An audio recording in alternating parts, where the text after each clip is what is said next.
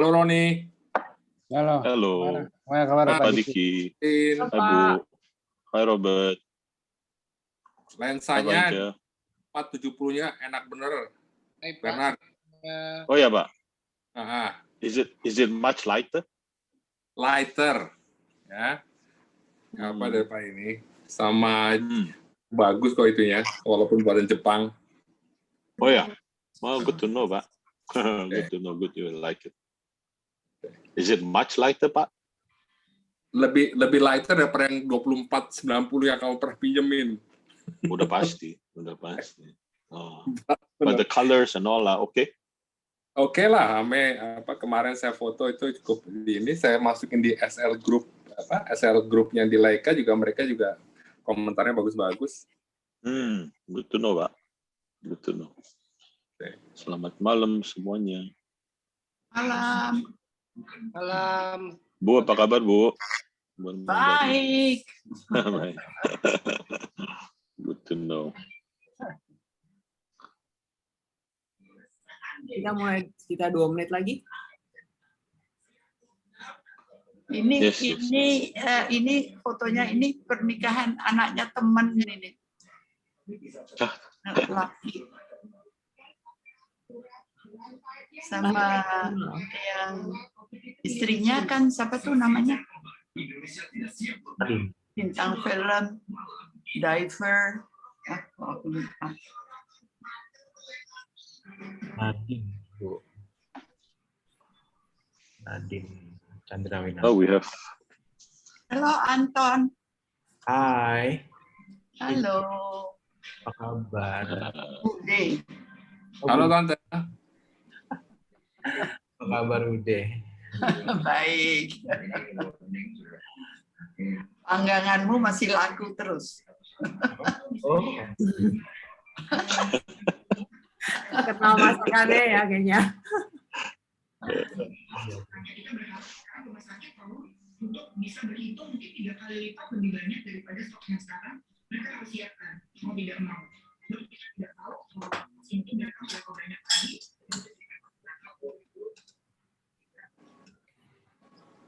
Hai, selamat malam semuanya.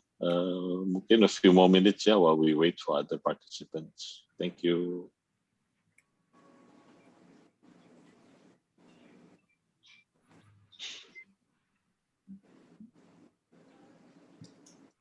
Halo, selamat malam bersama kembali sedang berangkat tajam dalam bersama saya Zilvia Iskandar. Alarm darurat sudah bergema dari sebagai besar rumah sakit di Pulau Jawa. Ratusan rumah sakit yang jadi rumah sakit rujukan perawat COVID-19 sudah penuh terisi oleh pasien COVID-19 dengan berbagai kondisi.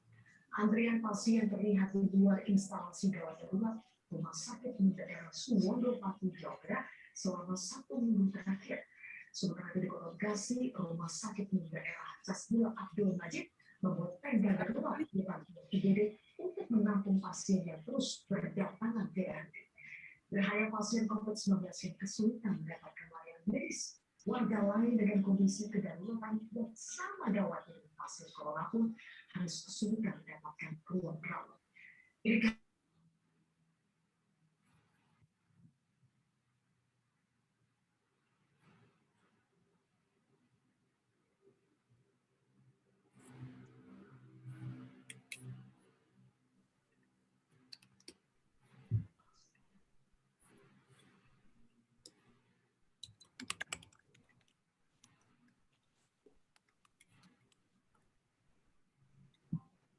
I think we should start, yeah.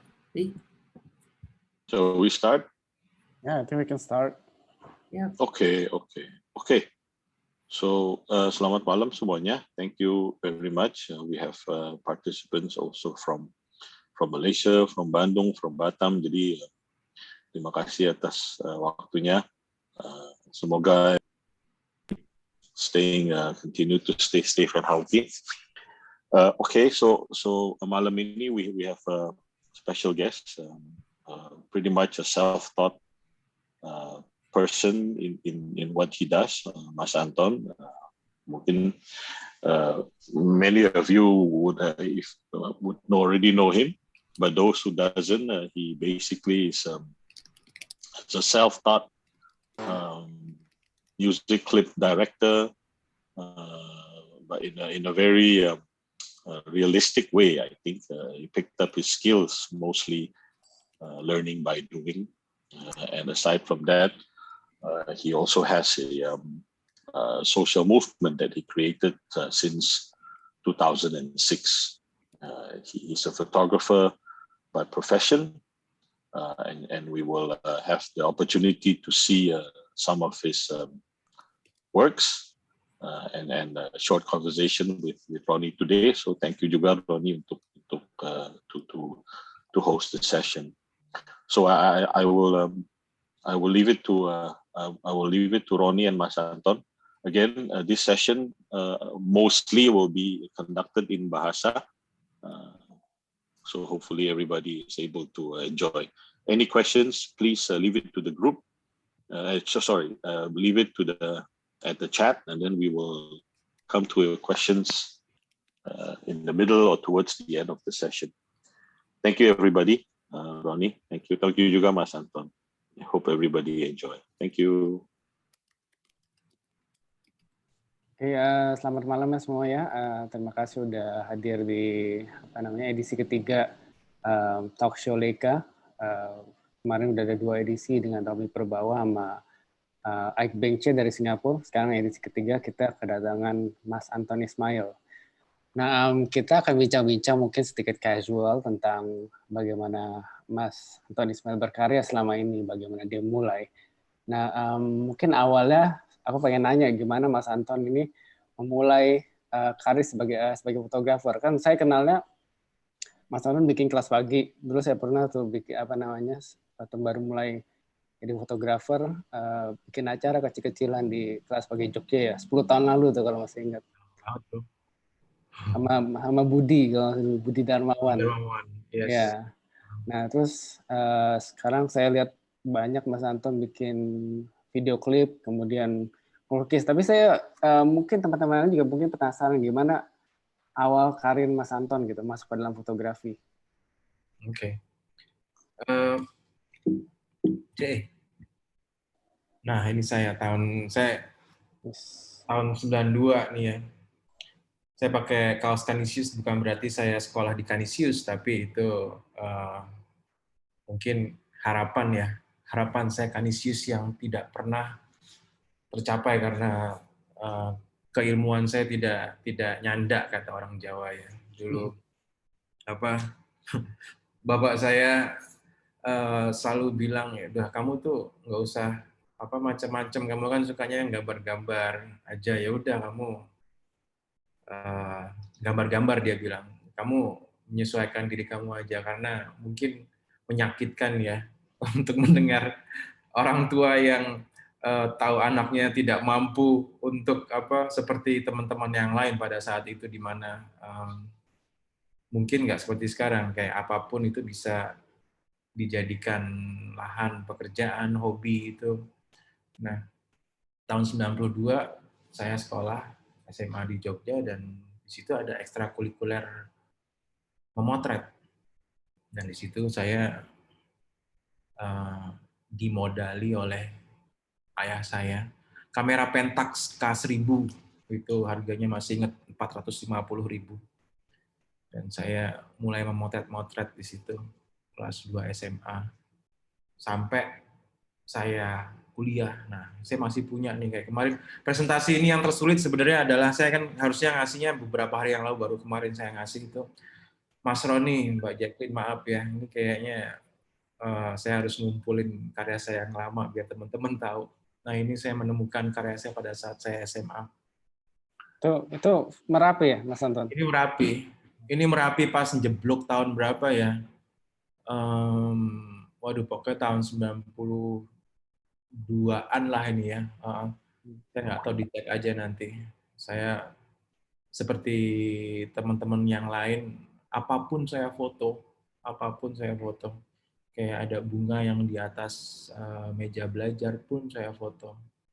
Sebenarnya masih banyak lagi, tapi kita nggak akan membicarakan tentang masa lalu saya. Tapi ini yang saya lakukan, memotret dari saya SMA. Tapi ada yang ngajarin ya Mas Anton? Kalau ya fotografi ini misalnya ada yang teman motret. Kalau dulu kan waktu saya belajar kan udah ada online ya. Jadi saya Kalau dulu belum ada, Mas. Dulu ya, belum ada. Jadi dulu itu kami masih apa ya, ekstrakurikuler itu kayak memotret black and white sama apa ya, dicuci sendiri, di-develop sendiri, kemudian dicetak sendiri dengan ukuran 4R ya. Ukuran 4R itu segini ya. Di enlarger yang sangat biasa aja. Biasa, nggak apa ya, bukan nggak terlalu apa gimana dan kemudian ya dari situ aja motret color dibawa ke tempat cetakan. Maaf, ini saya boleh matikan apa aplikasi WhatsApp saya dulu nggak? Bentar ya. boleh. Bentar ya. Oke, dah. Yes. Kayak gini. Ya udah. Terus kemudian dari situ saya sekolah di Melbourne. Sekolah di Melbourne karena apa? Itu pun dorongan dari orang tua saya.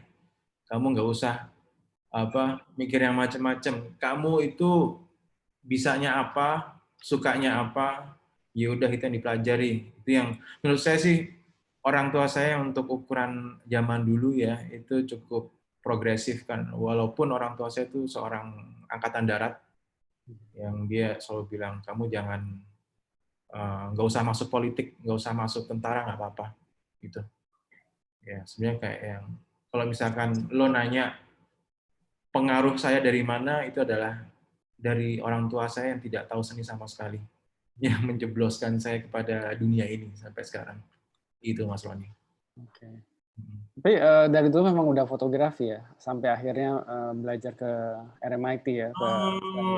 Fotografi pun pas di sana bukan saya mengarahkan. Jadi itu gini loh, saya tipe anak-anak yang nggak jelas, nggak tahu mau apa. Mungkin kalau saya melihat ada anak seperti itu, saya kesel banget.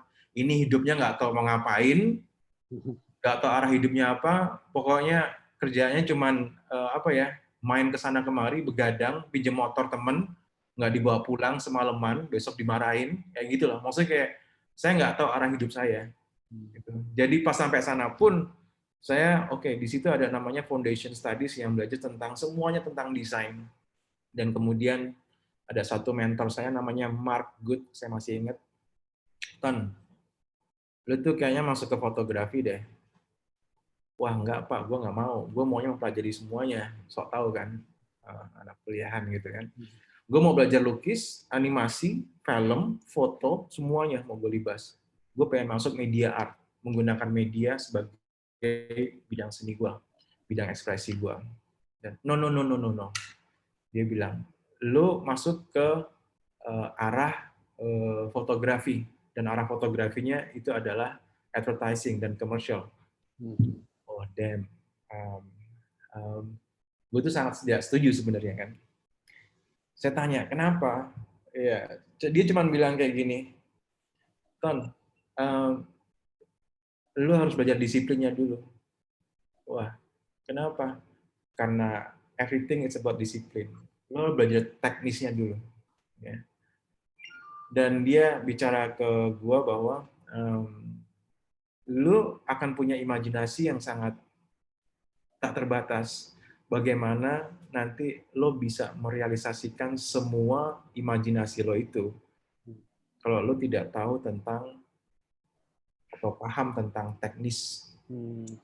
Jadi kayak di situ saya akhirnya masuk ke situ dan dengan segala kekurangan gua, karena di situ kita belajar teknis fisika juga, lensa itu seperti apa, dan akhirnya ya udah tahun pertama sih tidak menikmati, tahun kedua mulai menikmati karena mulai dilepas, mulai berekspresi, gitu ceritanya. Dan ternyata benar bahwa saya mensyukuri bahwa saya mengenal teknis-teknis fotografi secara utuh, sehingga saya kalau mau ngapain aja itu tahu ya, bukan bisa tapi tahu gimana caranya itu. Jadi untuk melanggar aturannya kita harus tahu aturannya dulu gitu ya. Walaupun dilanggar terus ya sekarang ya. Ya boleh. Nah, tapi saya baca juga tadi bio Mas Anton pas balik kan jadi video editor dulu kan ya. Iya. Itu kenapa nggak jadi fotografer langsung gitu? Apa ya? Dulu pas kuliah itu terbentur dengan krisis moneter tahun 98. Okay. Saat itu saya selalu bertanya kan, Pak, ini Pak, masih bisa nerusin apa enggak? Bapak saya cuma diem. Dan akhirnya pada saat saya telepon yang ketiga kali, gimana Pak ini keadaannya? Ya udah, kamu pulang dulu aja lihat keadaan kami di Indonesia. Akhirnya saya pulang. Kemudian pas sampai Indonesia itu saya kaget melihat keadaan keluarga saya yang udah nggak punya apa-apa dan berjuang sampai titik darah penghabisan menyekolahkan saya di sana. Dan akhirnya saya memutuskan I stop. Gue berhenti. Padahal itu udah tinggal skripsi aja. Dan akhirnya ya gue memutuskan untuk membantu orang tua gue, at least dengan menghidupi diri gue sendiri, itu adalah dapat kerjaannya. Pokoknya apa aja. Di situ disuruh nunggu ruang editing mau apapun itu, editing sinetron. Dulu kan masih banyak sekali tempat-tempat penyewaan editing ya, bukan tempat editing yang wah, tapi kayak tempat editing yang di dekat ya biasa sekali. Dan akhirnya ya udah saya melamar ke situ, saya mulai belajar bekerja, menyiapkan mesin editing untuk editornya ini bisa bekerja di situ. Saya bukan editor dan akhirnya saya duduk di situ ya udah dari pagi sampai pagi lagi melihat terus.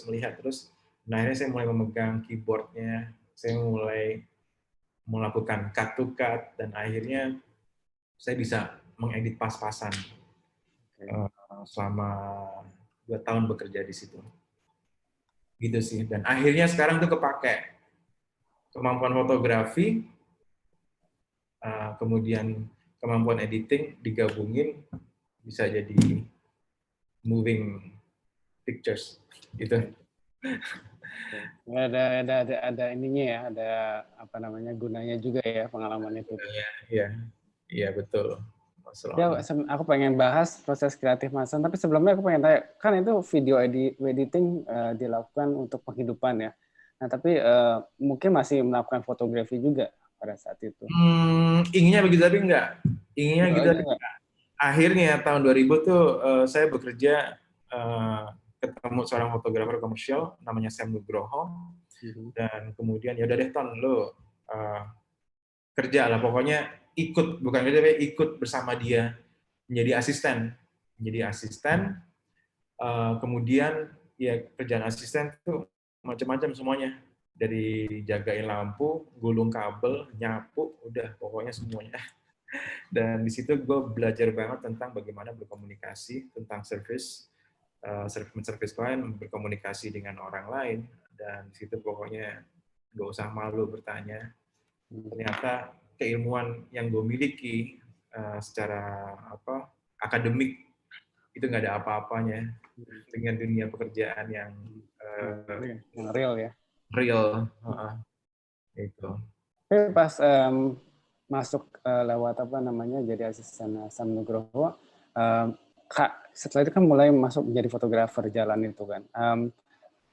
Karya apa yang pertama Mas Anton akhirnya gue jadi fotografer deh gitu?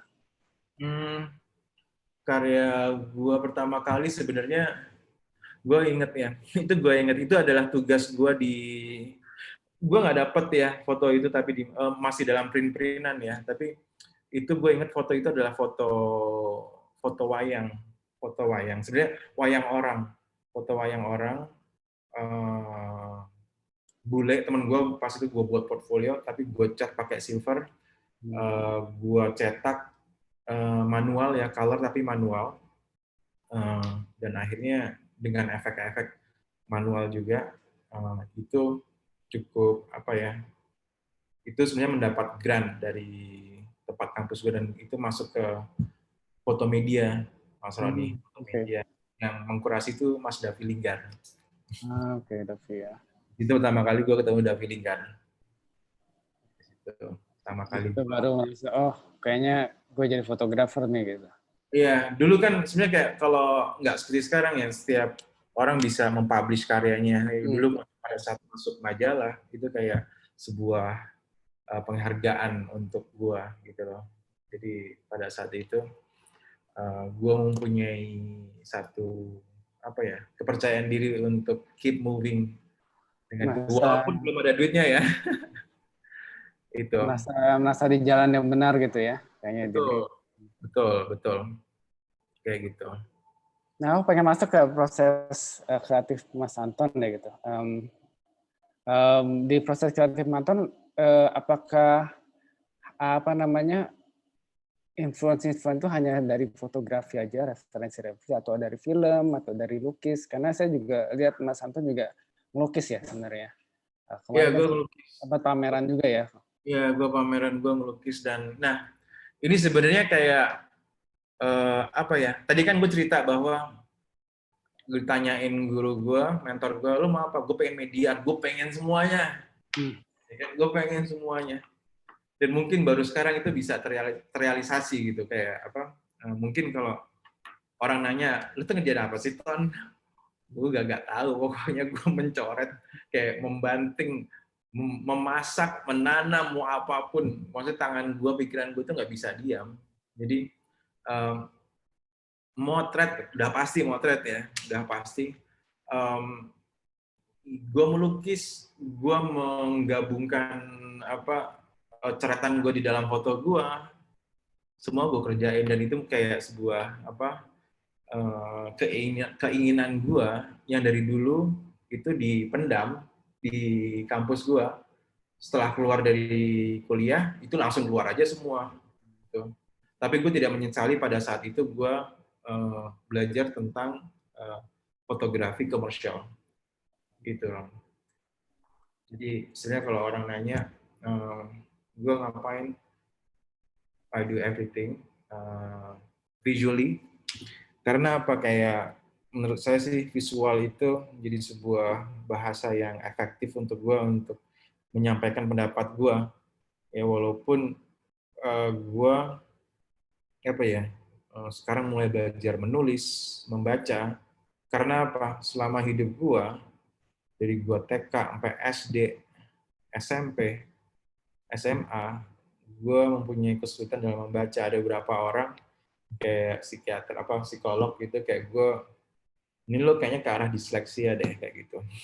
Dan di situ, oh ya kenapa ya, pada saat gue SD dulu, di mana teman gue itu lesnya bahasa Inggris, kemudian bahasa fisika, kimia, gue lesnya itu adalah bahasa Indonesia karena gue tidak pernah bisa menulis satu kalimat dengan sempurna, apalagi membaca.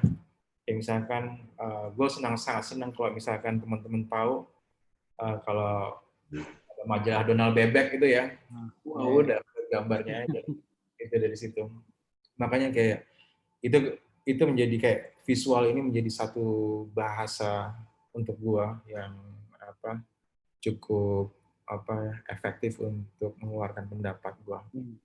Gitu. Tapi ide-ide yang akhirnya misal satu ke kanvas, satu ke ke media foto, terus ada juga video, itu pencarian idenya sama nggak? Atau beda-beda tuh? Atau cara keluarnya gitu? Itu di dalam satu ranah pemikiran yang sama ya. Itu pasti ada benang merahnya ya. Karena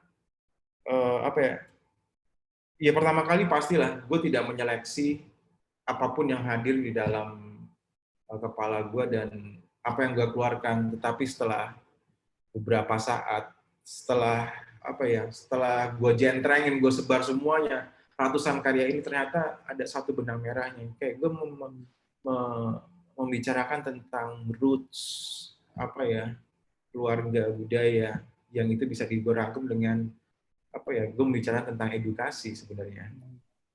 Jadi ada kelas pagi, karya-karya gue, ini semua ini adalah bagaimana pengaruh kita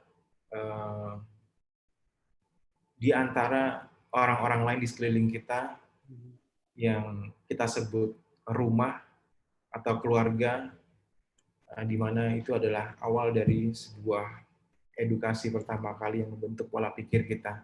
yang membentuk keyakinan kita, yang akhirnya itu adalah merujuk kepada sikap kita di sosial kita ini.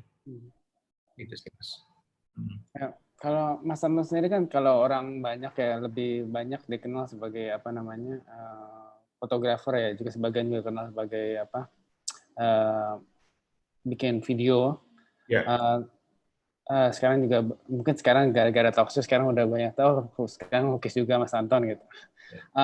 Sebenarnya paling mana yang media mana yang Mas Anton paling nikmatin gitu, yang lebih enjoy? Kalau misalnya foto sama video mungkin ada kecampur sama pekerjaannya gitu. Iya.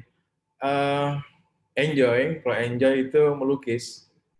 Melukis Ya. nggak ada beban apa. Nggak ada baju gue yang bersih nih, kayak bekas cat semuanya ya. Gue enjoy melukis, kayak misalkan melukis tuh ya,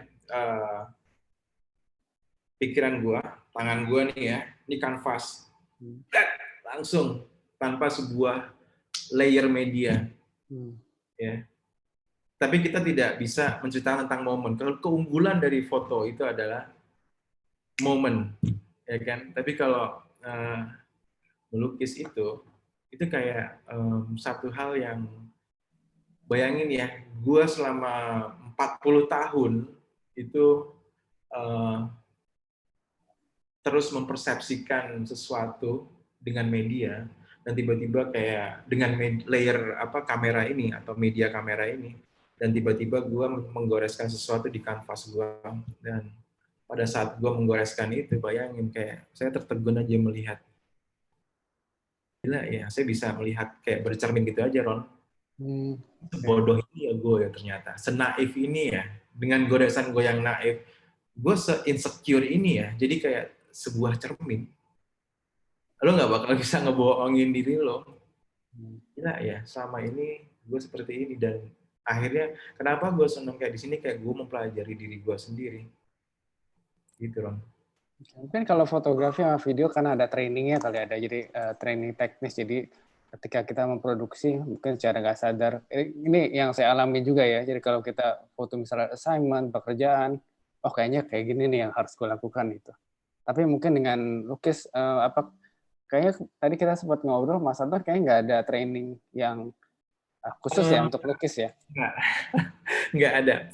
Gue melukis actually dari gue kecil ya, tapi tanpa teknis dan tanpa sebuah konsistensi. Tapi pada saat pandemi, 1,5 tahun lalu, gue melukis. Gue punya waktu banyak banget, walaupun dalam keadaan stres ya. Gue di situ mencoret aja, menggores aja. Jadi itu yang gue lakukan dengan berkonsultasi dengan teman-teman gue yang memang dia pelukis. Gue minta pendapat dia bagaimana, dan di situ saya belajar. Jadi makanya tadi saya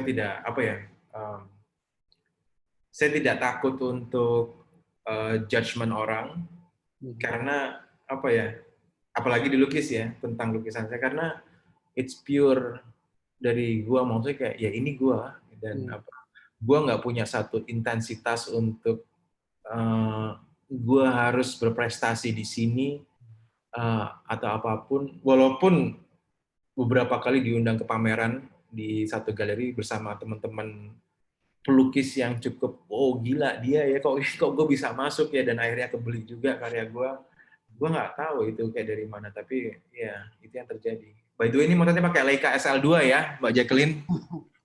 Ini ada fotonya. Sip. Kelihatan kok untungnya. Oke, kita lanjut. Gue pengen tahu proses kreatif Mas Anton. Oke, proses kreatif. Entah itu foto, entah itu lukis atau video, gue pengen tahu aja gimana sih. Oke, ini bermula dari kayak ini mungkin bawa ya, karena mungkin gue tidak baik. Gue tidak ngomong bahwa gue disleksia, tapi kayak tidak baik dalam menulis dan membaca. Jadi kayak pada saat gue melihat huruf tuh kebolak-balik, jadi kayak ada sebuah proses seperti itu, kayak, dan gue melihat mau apapun di mana itu kayak gue pasti pikirannya tentang sebuah dekonstruksi. Jadi seperti ini cara gue melihat. Ini adalah satu contoh. Gue pernah disuruh di acara Trinale, arsitek Trinale, tolong bahas Monas dong. Men, gue tuh bukan fotografer arsitek, ya gue tahu. Ya udah, lo bicarain Monas boleh nggak? Damn, justru kayak ini yang bodoh siapa, teman gue atau gue ya kayak gitu. Dan akhirnya ya udah gue terima aja. Nah, ini dalam pikiran gue itu adalah ini, kayak gue selalu melakukan dekonstruksi seperti ini. Ini pemikiran gue. Sangat responsif, kayak menggapai apa yang ada di sekeliling gue, tidak berpikir, karena gue percaya bahwa kita terbentuk dari apa yang ada di sekeliling kita. Ya, gitu. Gue tidak pernah malu akan ketidaktahuan gue dan kebodohan gue, dan akhirnya. Saya boleh nanya nggak Mas Anton, yang Boleh. tadi Monas itu misalnya contohnya salah satu foto itu kenapa tuh yang sepatu ada Monas gitu? Kalau misalkan di bawah ini kan Monas tuh ada apa namanya itu? Apa ya? Apa sih bagian bawah Monas itu ya? Base-nya itu. Iya, iya. Yang di bawah tanahnya atau yang kayak trapesium itu ya? Yang kayak trapesium itu. Ya. Gue cuma berpikir, ini bentuk ini bisa gue ganti apa ya? Gue pengen menggabungkan sebuah hal domestik ya.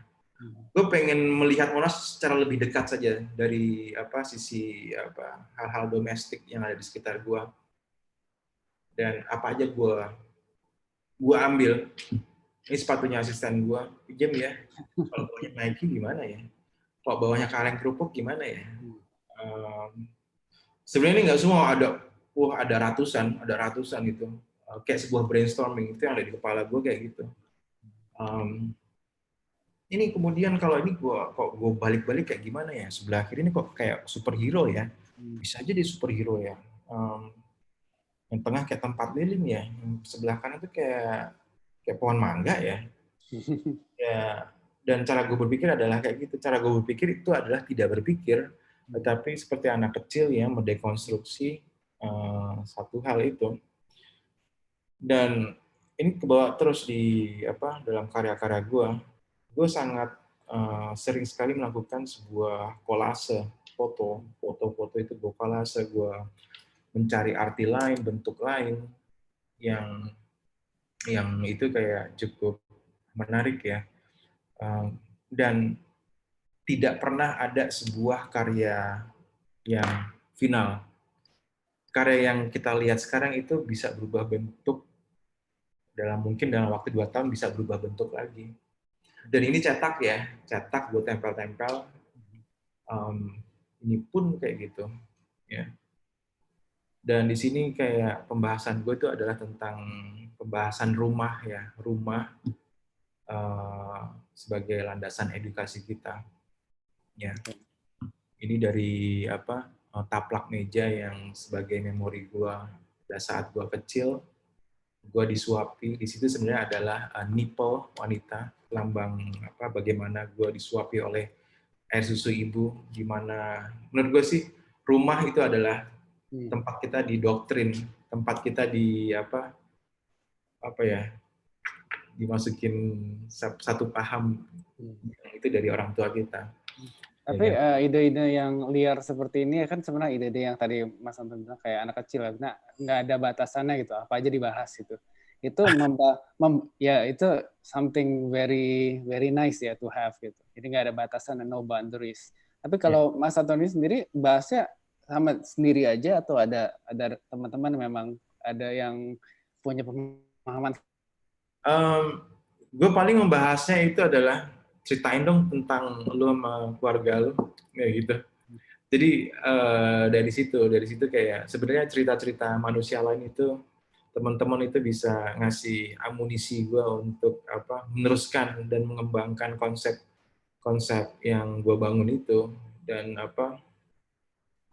apa ya, kalau misalkan orang itu bertanya, Mas Anton dapat ide dari mana sih? Ya, dari apa yang di dekat gua. Misalkan ini ada apa sih, ada kayak gini, kayak gue disuruh bicara sama ini, gue juga bisa kayak gitu. Apa sih ini, selang apaan sih? Ya itu sih, Mas. Jadi gue tidak nge-Google untuk mencari sebuah konsep, tapi ya gue mendengarkan apa yang ada di sekitar gue aja. Dan menurut gue itu menjadi satu hal yang apa, oh ya gue perhatikan juga, oh kayak gitu ya ternyata gue ya. Jadi kalau gue selalu bilang ke teman-teman, ya coba lo sensitif aja terhadap apa yang ada di sekeliling lo, bicaralah dengan mereka dengan apapun. Kemudian ya udah, what comes up dari situ. Kayak misalkan ada temen gue yang pelukis itu nongkrongin gue berbulan-bulan dan melihat cara gue melukis. Terus tuh kebalik deh kayaknya cara berkaryanya, tapi ya nggak salah juga. Kenapa, men? Lu tuh kalau misalkan orang itu melukis udah kadang udah tahu seperti apa ya, tapi kayak lu membuat 1 layer 2 layer terus kemudian lu liatin, kayak lu ajak ngomong seolah-olah kayak lu ngomong, oke kanvas, lu tuh siapa, apa yang mau lo omongin ke gua. Jadi katanya cara gua kerja kayak gitu, jadi merespon apa yang ada step by step, kemudian what's coming up gitu, kayak gitu sih. Oh ya, sebelum kita lanjut apa namanya ke bahasan selanjutnya, aku pengen saja buat teman-teman yang pengen nanya buat Mas Anton, bisa chat di ini ya, di chat box. Nanti kalau misalnya udah, kita akan pilih, nanti kita bacain, Mas Anton akan jawab. Nah, lanjut lagi Mas Anton, tadi kan sebut ada colongan bilang, oh ini pakai SL2 nih, kan pakai digital tuh ya. Tapi beberapa kali saya lihat di media sosial Mas Anton pakai analog ya? Ya analog. Ya, kayak M6 ya. Iya. Lihat tuh. Oke, gue boleh ngomongin sedikit tentang ini nggak? Boleh lanjut aja. Nah, ini nih kayak teman-teman kebetulan masih ada ya kayak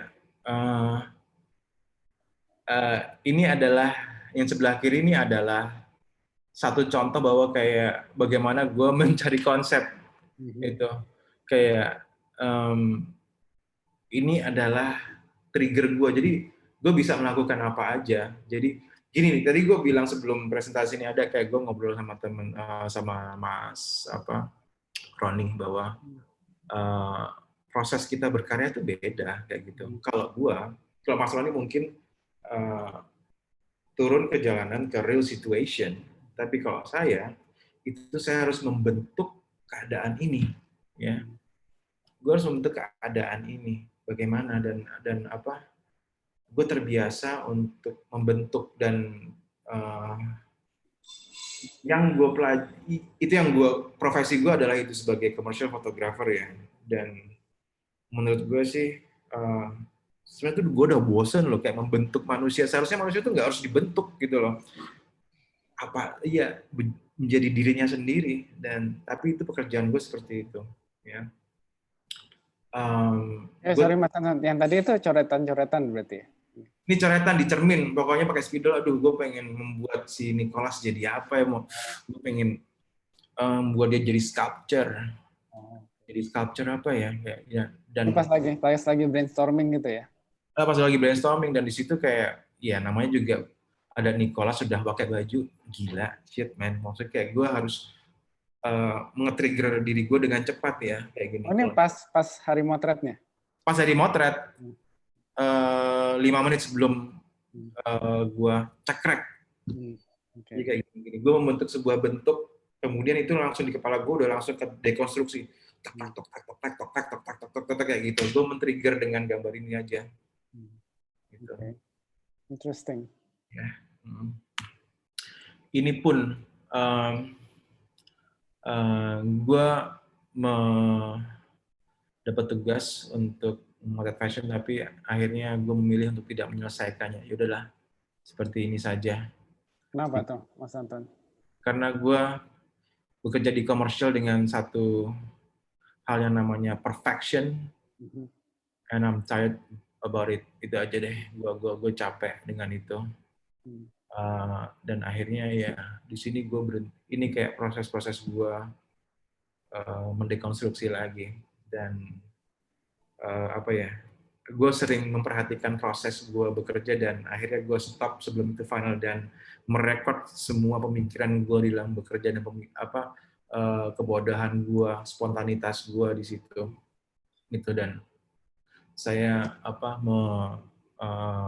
menghentikan pada saat proses itu.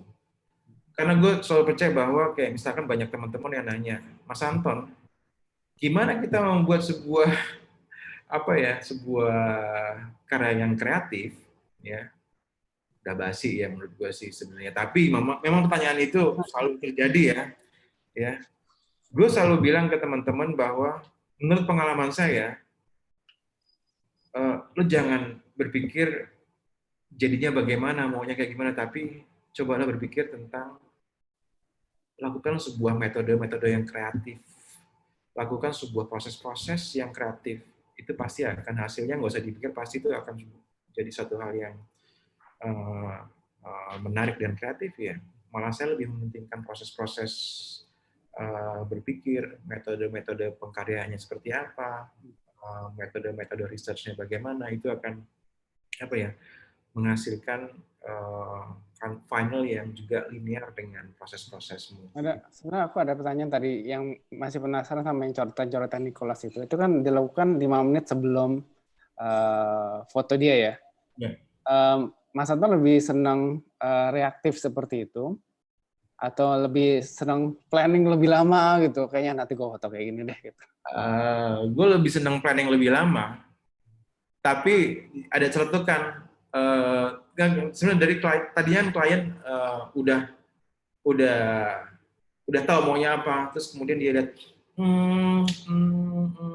oke, kayaknya dia nggak suka deh, kayaknya gue langsung jump in, jebret, oke, tak, udah gitu. Jadi kayak responsif. Gue pengennya itu udah dipikirin, tapi nggak panik ya. Iya, sometimes itu rencana kita, itu pemikiran kita tidak sesuai dengan realitas yang ada di depan. Itu sih. Oke. Ya. Alright. Nah, analog tadi ya saya sempat tanya. Iya. Kenapa suka pakai film? Berapa kali? Film ya. Oke. Untuk yang komersil sama yang project pribadi, dua-duanya pakai film atau gimana, Mas Anton? Enggak sih. Kalau industri itu nggak pakai analog, tapi mungkin ada satu brand yang kemarin, brand besar yang berhasil saya pursue untuk menggunakan analog. Dan cuman baru satu klien aja, itu untuk billboard juga. Dan tapi kemungkinan untuk membuat ini, mengkomersilkan ini nggak bisa. Saya menggunakan analog itu di saat-saat saya tidak mau berpikir, ya. Dan mungkin beda ya secara kehidupan saya sehari-hari sebagai profesi. Saya adalah seorang fotografer komersil yang sangat strict dengan aturan-aturan yang ada, technical, kemudian super high res, sharpness, ya, konsep itu apa, dan kemudian pada saat saya bekerja di seni rupa, saya juga harus memikirkan itu, ya, tentang konsep lo tuh apa, Ton, apa yang mau lo omongin. Nah, pada saat saya memakai kamera analog, itu saatnya saya berkomunikasi dengan manusia, bukan hanya maunya saya apa. Dan kenapa begitu? Bahwa pada saat saya menggunakan kamera analog, itu ada satu value lain atau nilai lain yang tidak saya dapat pada saat saya menggunakan kamera digital. Itu adalah komunikasi. Ya. Pada saat saya memotret, tangan saya tidak langsung melihat ke bawah ke LCD. Kurang apa ya komposisinya? Apa ya? Tapi kayak apa yang saya lakukan aja shoot, bicara, kemudian manggut-manggut, senyum, say hi, kayak lo dari mana, bagaimana, dan kayak ada sebuah nilai komunikasi yang tadinya itu udah hilang di kita. Kayak misalkan bukan ke gue aja, tapi orang pun kayak gitu. Orang pada saat kita motret pakai digital, lihat dong hasilnya kayak gitu. Iya, Tapi benar. kayak, ya tahu nggak sih kayak gitu yang terjadi. Pada saat saya memotret dengan analog, saya mendapatkan value lain yang bisa hadir di situ. Ya, kalau saya sendiri juga, saya nanya ini karena dulu waktu sering pakai film, sekarang film udah jarang banget saya pakai. Apa namanya, habis ya film saya. Itu kita kalau kita foto, kita lebih, oh iya kita ngikut enjoy experience-nya aja, nggak, oh kayaknya gue belum dapat nih, gue pengen foto lagi. Ya, iya. Tapi kalau misalkan gue nanya lo deh, dalam project-project lo berani nggak pakai analog? Takut sih, gue takut pulang nggak bawa apa-apa gitu. Dulu kan lo pakai analog nggak sih? Dulu banget. Iya kan? 5 tahun pertama gue pakai analog. Iya kan? Kenapa lo nggak berani sekarang? Gue nanya lo deh sekarang. Ya gue takut aja sih, balik ke apa sebel sama diri sendiri gitu. Iya. Sebenarnya sih dapat aja sih harusnya. Cuma kadang-kadang kita merasa nunggunya itu yang takut ya, nunggu jadi apa enggak. Jadi kan itu. Iya. Begitu. Tapi kalau film memang kalau buat gue sih untuk enjoy-nya lebih enjoy karena kita nggak terlalu terpressure. Oh ya udah dapet. Mungkin udah dapat. Iya. Ya udahlah gitu. Iya. Nah, foto-foto gue di analog itu kayak konsepnya apa, Ton? Kayak nggak ada konsep, bilangin. Dan ini jadi satu hal yang cukup untuk gue sih menyegarkan ya. Even kayak pakai kamera disposal seperti ini, kayak oke. Jadi jatuhnya lebih ke snapshot gitu ya. Shots, ya. Itu sih. Keren. Itu Mas Roni. Selfie pakai disposal. Ini cucinya masih sendiri nih atau udah ke lab? Iya, sampai gue sama temen gue kerjasama untuk buat lab film analog dan dikomersilkan. Jadi kayak gue bisa proses tapi kayak yang bayarin orang lain gitu. Nggak mau kalah. Boleh. Oke, kita lanjut. Nah, fotografi komersil sebagai profesi. Ya, Mas Anton kan dikenal sebagai fotografer komersial ya. Semua project itu yang pesanan klien sama yang diinisiasi sama pribadi kan itu dua hal yang berbeda ya. Misalnya, gue pengen motret nih, gue pengen ada dalam diri gue pengen motret aja gitu, ada dorongan gitu ya. Mungkin ada seperti itu, gue nggak tahu ya, mungkin aja. Kalau gue sih seperti itu kayak, gue kerjaan, tapi kalau ada gue pengen motret, gue harus pergi nih, gue motret gitu. Ya, dari dua hal seperti itu yang datang dari diri sendiri sama pesanan, apakah proses idenya, proses kreatifnya sama, dan kepuasannya gimana tuh? Oke. Kalau satu kan Mas Anton berhadapan sama klien, memuaskan klien, yang satu memuaskan diri sendiri juga gitu. Yang mana itu? Yang satu memuaskan klien yang proyek komersil kan, yang satu lagi memuaskan diri sendiri juga gitu. Jadi yang mana lebih susah memuaskan diri sendiri atau klien gitu? Lebih susah memuaskan diri gue sendiri sebenarnya. Tapi prosesnya ini kalau misalkan foto-foto ini itu adalah satu hal yang harus gue pahami bahwa sebuah brand ini pasti mau berkomunikasi dengan target marketnya, ya kan? Yang gue harus pahami bukan kliennya sebenarnya, tapi lo itu mau berkomunikasi dengan siapa sih? Itu sih yang gue pegang. Jadi pada saat kalian ngomong, Ton, gue maunya kayak gini, pokoknya ntar kayak gini ya, seperti ini ya, seperti gitu, pokoknya angle dari bawah ya, pokoknya lightingnya seperti ini ya, Pak, oke, gue tampung mau lo apa, tapi gue mau ngomong, ini lo mau mengkomunikasikan apa, target market lo siapa? Itu yang gue pelajari sekarang tentang commercial photography. It's not about apa yang diinginkan oleh orang itu, tapi kayak ini brand ini selama ini berkomunikasinya bagaimana dan untuk siapa, untuk target market yang seperti apa. kayak gitu. Nah, makanya kayak itu hadir dalam sebuah layout dulu kan. Sebenarnya kalau misalkan ada art director yang memang sudah fasih dan pintar, itu semuanya udah terlayout dengan baik ya. Tapi misalkan maaf ya, sekarang art director itu tidak selalu paham dengan apa yang dibicarakan ya. Pahamnya cuman oh, ini lucu nih, ini keren nih gitu. Tapi tugas gua sebagai fotografer yang memang sudah lama ya, gue udah 25 tahun bro. Lama itu kayak gue harus tetap jeli dan gue harus tetap muda nih. Gue harus tetap terkoneksi dengan anak muda ya, kayak Bu Dendari ya, itu selalu muda menurut gue sih. Itu proses-proses pembangunan konsep itu dari klien sebenarnya. Tapi kalau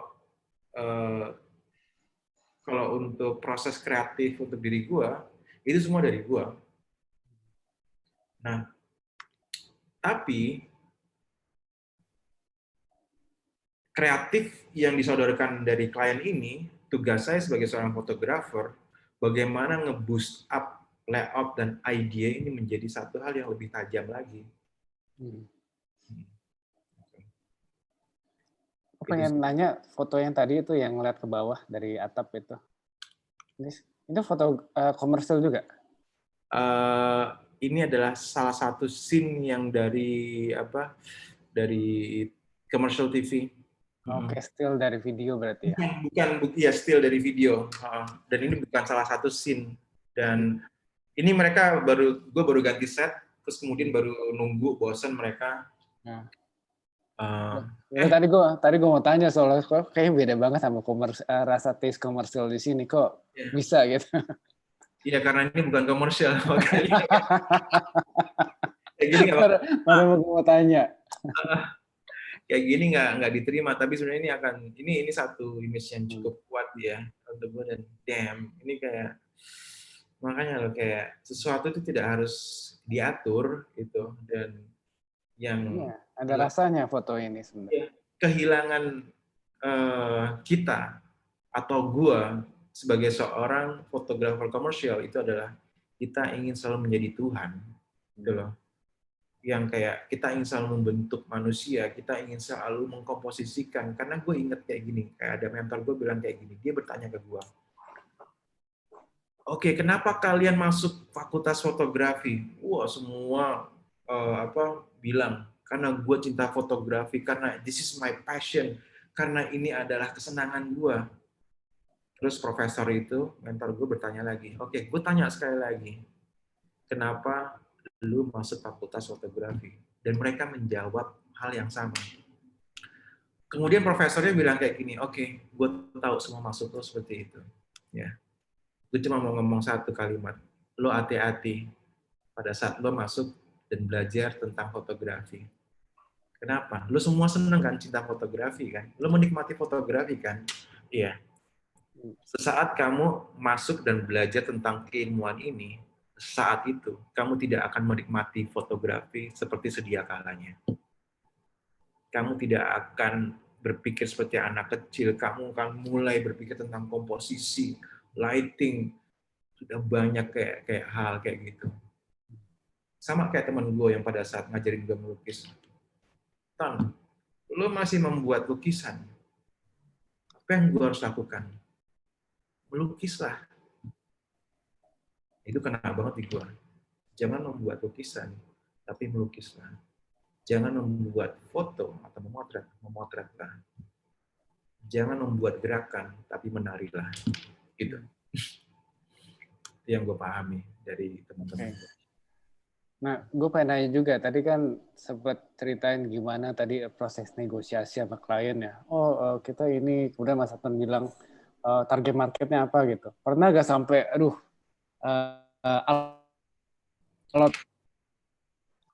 sampai akhirnya kayaknya aku nyerah nih gitu.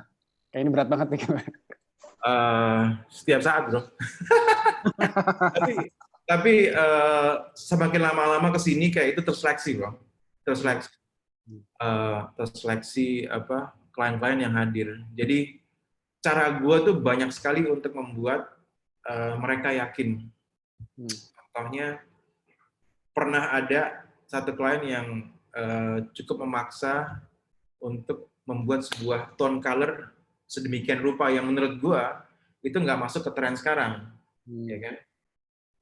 Nah, akhirnya gue tanya ke mereka, lo mau berkomunikasi dengan siapa? Oke, dengan kelas ini. Kemudian lo mau naruh iklan lo di majalah apa? Di majalah fashion ini, oke.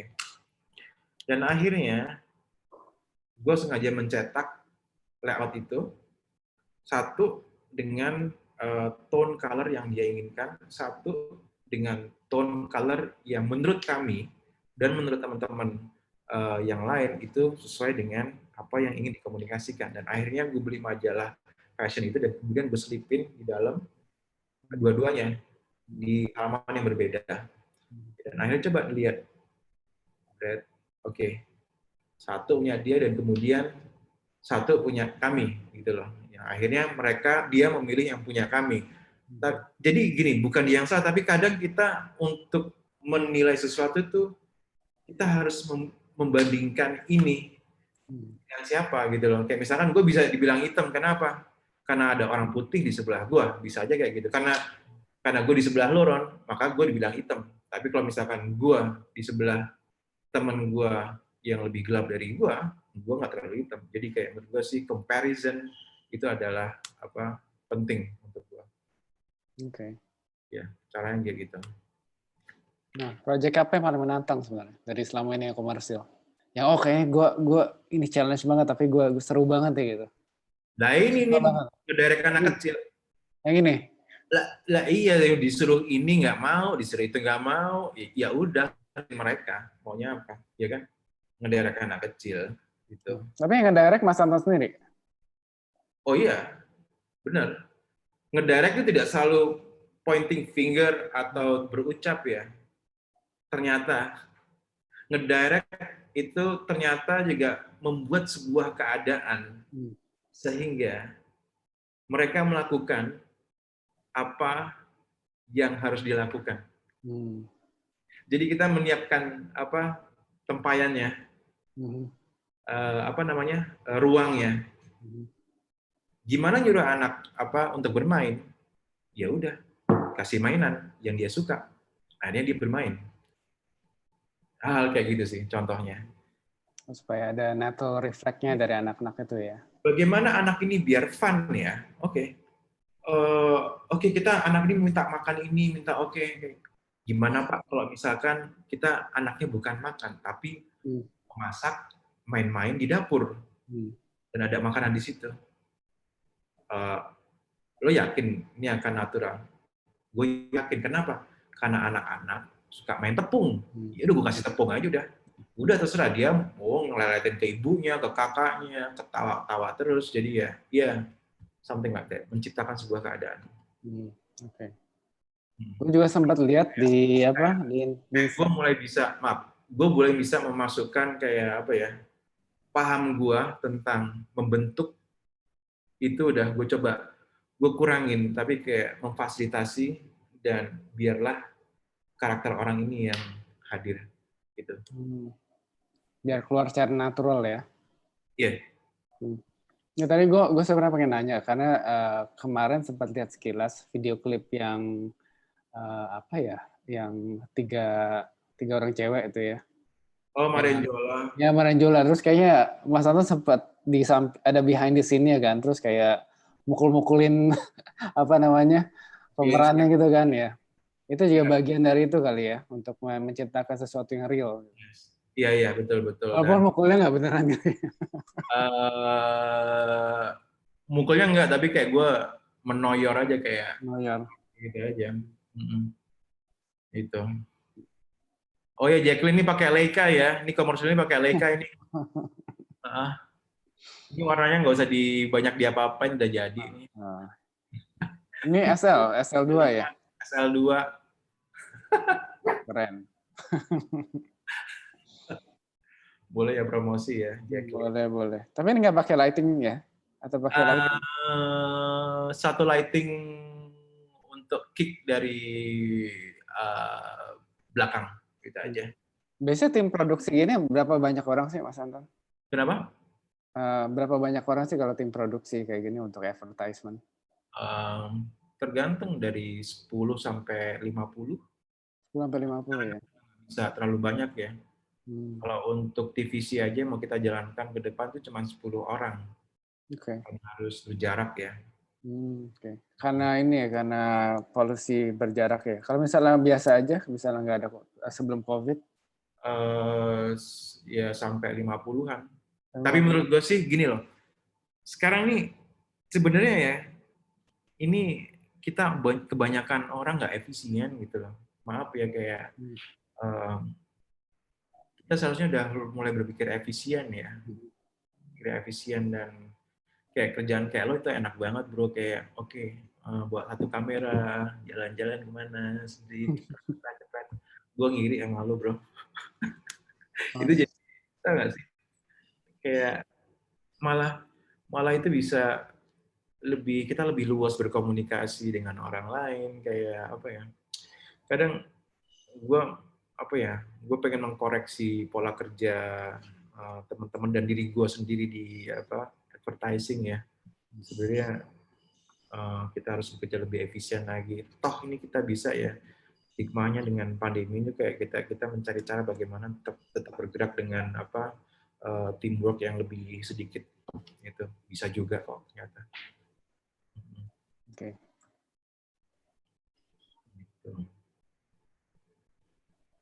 Oh, ini untuk komersial juga ya? Komersial ya. Nah ini bro yang gue lakukan. Ini kayak gue suka motong-motong kayak gini yang. Kolase-kolase gini Mas Anton, apakah terinspirasi dari seniman lain atau memang gue dari dulu udah motong-motong aja nih waktu zaman gue kecil dari majalah misalnya? Udah sih, udah. Gue bukan motong tapi kayak merobek-robek sebenarnya, kayak menggores-gores karya gue. Karena ini satu hal kecelakaan sih. Karena pada saat gue kuliah, gue masih pakai kamera gue yang harganya 450.000 itu, dan ya itu kan pada saat SMA gue pakai, pas gue kuliah awal-awal pakai itu, dan itu tidak pernah, meteringnya itu tidak pernah bener gitu loh. Jadi exposure gue selalu salah, dan lensa gue itu harga lensa yang gini deh, lensa busuk gitu aja. Jadi kayak gue tidak pernah mendapatkan foto yang sharp, yang sesuai dengan gue inginkan, sehingga nilai gue jelek. Akhirnya gue lihat foto gue, dan gue banting, dan gue injek-injek dalam gambar menghadap ke aspal, gue gores-gores itu, dan gila, gue udah kayak, gue ngabisin duit bokap gue banyak, tapi kayak gue tidak bisa membuktikan ke dia bahwa gue bisa melakukan tugas gue dengan baik. Dan pas itu gue angkat foto gue, di situ ternyata kayak ada goresan, ada print foto itu kan ada layer-layernya, ada layer merah dan layer kuning. Dan kemudian paket gue akan bawa ke kampus gue frame itu, oke, you pass. dan itu menyelamatkan gue. Jadi ada sebuah nilai artistik yang tercipta dari situ, dan akhirnya gue mengeksplor lagi dengan dempul kayu, dengan beeswax, itu kayak kayak dari kayak wax, kayak lilin yang dari lebah itu. Dan sampai sekarang kayak gue mengeksplor dengan bentuk-bentuk ini. Bentuk ini kayak gue lakukan pada saat gue ingin mulai melakukan dekonstruksi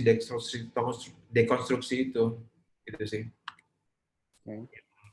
Itu pun kayak itu banyak dipakai di media-media material yang dan cara berpikir gue itu kayak udah dijadiin kayak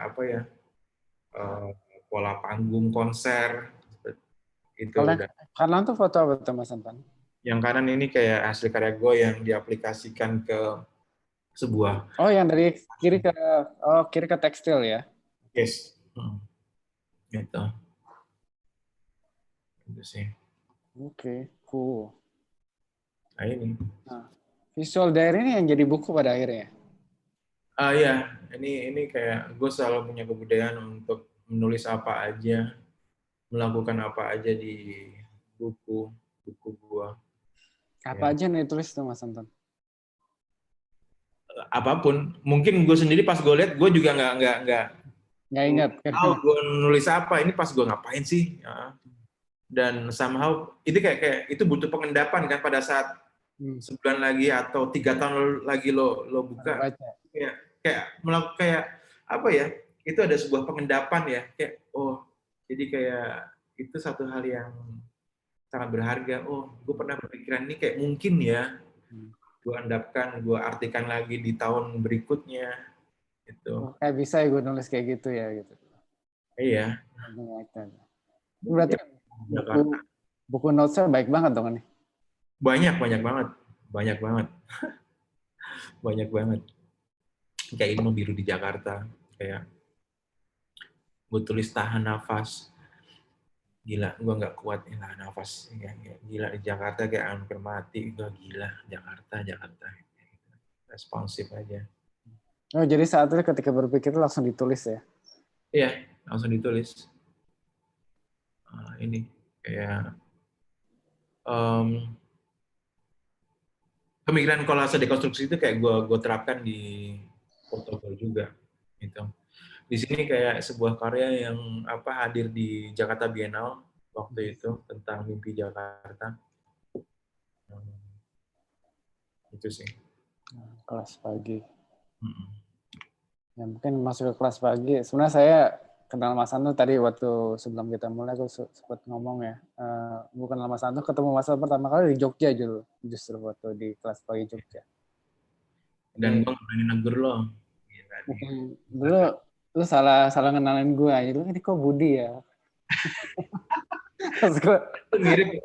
Iya, lo bilang gue nggak mirip sebenarnya. Gue ingat banget lo itu 10 tahun lalu ya 2011 gue ingat banget. Yeah. Ya tapi apa motivasi Mas Anton sebenarnya bikin kelas pagi? Dulu pertama di Jakarta ya, baru di Jogja ya? Dulu di Jakarta, tahun 2006. Ketidaksengajaan sebuah kelompok belajar kecil yang dimulai dari 3 orang. Tonton, belajar yuk. Tapi pagi ya, sebelum gua kerja ya. Boleh. Jam berapa? Jam 6. Anjir, jam 6, gila aja loh. Mau nggak kita belajar? Ya udah, belajar jam 6, gitu kan. Dan akhirnya itu hari Rabu dan Jumat. Rabu dan Jumat aja, Ton, kenapa? Kamis, gua nganterin anak gua. Gitu. Ya udah, Rabu sama Jumat ya. Dan akhirnya konsisten kita. Dan akhirnya ada satu anak yang selalu menulis hasil-hasil diskusi itu dan diposting di Facebook. Dan gradually setiap bulan bertambah dari 3 jadi 11, 24 ya. Terus 24 kemudian tahun depannya oke deh, kita belajar lagi yuk. Ada 250 anak ngepost ke studio itu. Dan Android ini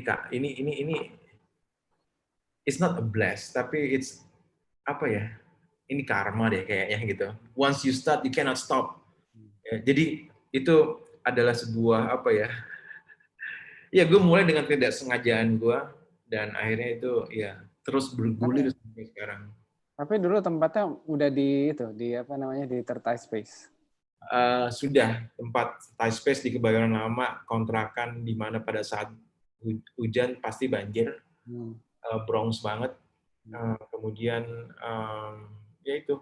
Dan kenapa gue suka kelas pagi pada saat itu adalah tempat gue belajar. Jadi teman-teman melihat bahwa gue adalah seorang pengajar di situ.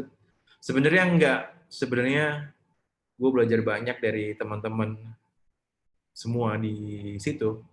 Karena gue selalu terekspos dengan kebudayaan-kebudayaan yang ada, keresahan mereka apa, dari pertanyaan-pertanyaan mereka, cita-cita mereka, sehingga itu kayak mengasupi gue dengan sebuah ilmu, untuk keilmuan untuk gue sih kayak untuk mengerti manusia lebih baik lagi. Dan di kelas pagi itu kami berdiskusi tentang, jadi kayak gue selalu bilang ke teman-teman adalah, bro, belajar buat pertanyaan pintar. Why?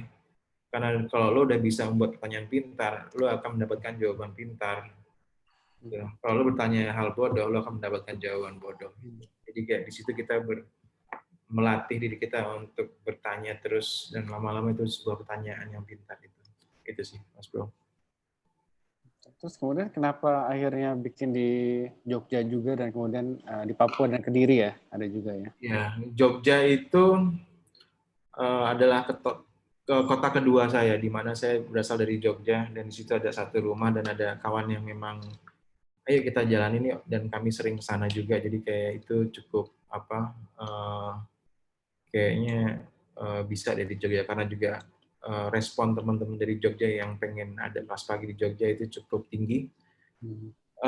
Kemudian ada di Papua dan di Kediri dan di tempat lain itu udah mulai menjadi sebuah inisiatif yang bergulir gitu ya, semangatnya itu bergulir, walaupun cuma ada beberapa ya di Papua, Kediri, dan Jogja, Jakarta, tapi sebenarnya di berbagai macam belahan Indonesia kayak banyak sekali. Mas Anton, ada dong kelas pagi di sini, di situ. Jadi, tapi kemampuan kita kan, kita kan non-profit ya, jadi nggak bisa segampang itu.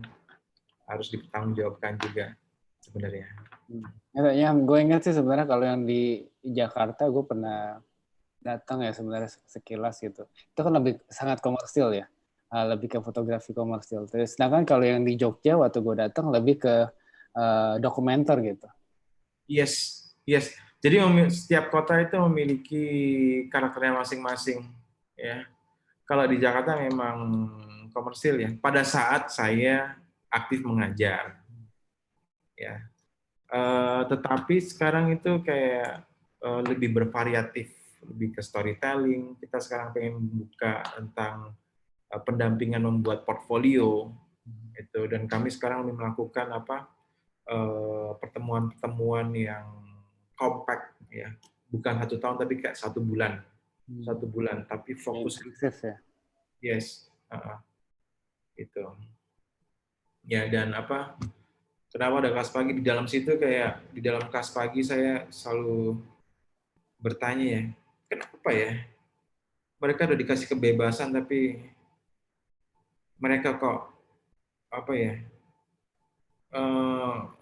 kok mereka mempunyai pertanyaan yang sama, even nggak berani bertanya, kok disuruh menggambar bebas dalam tanda kutip, kok gambarnya gunung.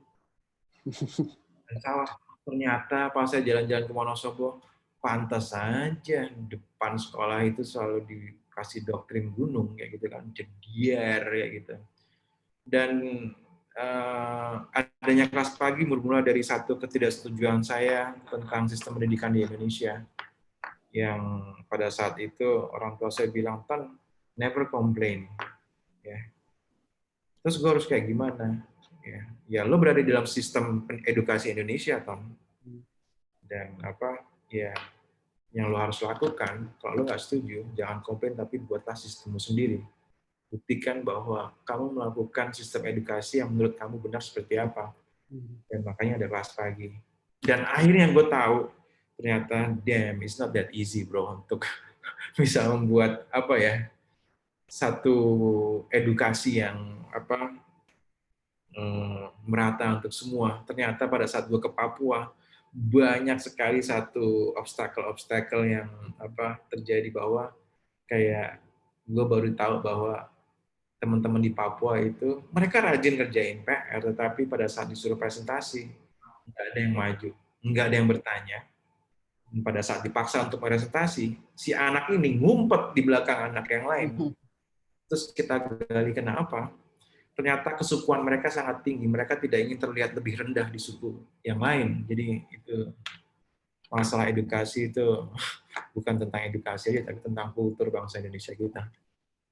Itu sih. Nah, kalau dari edukasi fotografi, kenapa? Sekarang udah banyak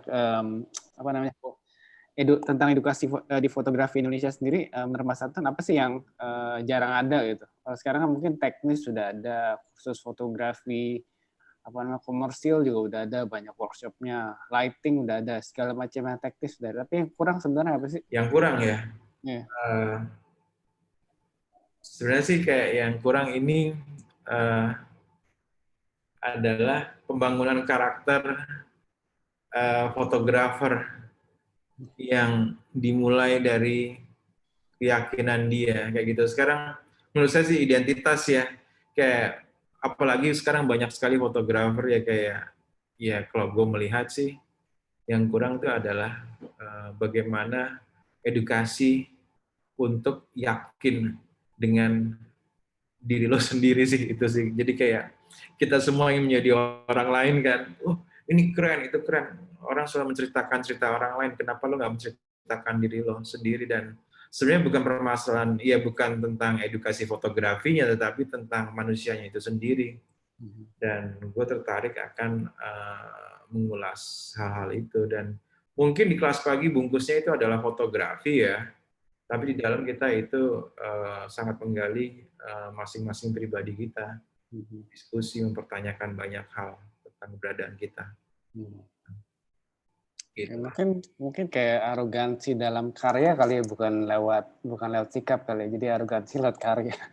Arogansi lewat karya, iya. Walaupun apalagi sekarang gini ya, it's okay menurut kayak fotografi sekarang kan sudah eksklusif, inklusif ya, bukan satu hal yang eksklusif lagi. Jadi semua orang kayak mempunyai pengalaman memotret, dan ini menjadi satu milik publik kan, dengan segala pandangan publik tentang fotografi itu apa, ya itu jadi sebenarnya jadi pembahasan yang menarik sih sebenarnya. Iya. Sebenarnya yang saya lihat nih di depan saya nih presentasi yang tentang Indomie ya. Saya ngalamin juga nih waktu masih kecil. Dibekalin pas udah jam makan siang udah bentuknya kayak gitu tuh, jadi keras. Lah ini sebenarnya ini idenya jadi percakapan ya, kayak misalkan pesan-pesan yang ada di foto ini sebenarnya adalah lo kalau ada satu tempat jangan terlalu lama, ntar lo kaku ya analoginya sih adalah ya kalau jadi orang nongkrong di mana-mana, jangan satu tempat aja, nanti lo sempit perspektifnya, lo nggak bisa berubah, nggak bisa menyesuaikan keadaan. Itu aja sih sebenarnya pesannya adalah itu. Sambil nunggu pertanyaan dari teman-teman, gue pengen nanya satu hal lagi terakhir nih. Mas Anton bilang kan apapun karya itu kan, ya Mas Anton nggak bisa diam, semua dari tangan gue, dari apa yang gue keluar aja gitu, foto atau apapun, bikin banyak inisiatif, terus terakhir masak juga ya. Yuk, ya. masak juga gue. Bisa promosi. Nah, setelah itu apa tuh? Ada ide lagi nih yang belum kesampaian? Belum kesampaian adalah gue pengen satu saat nanti menjual aset gue semuanya. Gue pengen beli tanah di gunung 40 hektar, buat satu sistem kehidupan sendiri di situ, di mana ada satu pojok memang di situ gue bisa melakukan kehidupan gue sustainable, kayak gue menanam macam-macam dengan ya gitulah, kehidupan di mana gue tidak tergantung kepada sistem yang ada sekarang. Dan kemudian di sisi sebelahnya itu adalah di mana lo entering sebuah tempat di mana duit tidak berlaku, tetapi barter. Yang di situ barter ini gue cuma imagine bagaimana kalau satu hal itu dinilai bukan dari value duit, tapi dari cerita. Gitu. Oke. Gue tetap percaya duit ya, tapi kayak gue pengen mendapatkan value lainnya ada di situ. Gitu sih bro. Oke. Ya gue jadi ingat kayak dulu ada gue pernah baca Hotel Chelsea. Lo bisa nginep, artis itu bisa nginep di hotel itu di New York. Bayarannya adalah kasih karya. Ya, lo bisa nginep di situ. Dan dia harus menjelaskan dulu karyanya kan, kenapa, bagaimana, dan akhirnya oke. Ya kayak gitu ya. Macam kayak gitu. Ya. Anyway, thank you banget Mas Anton.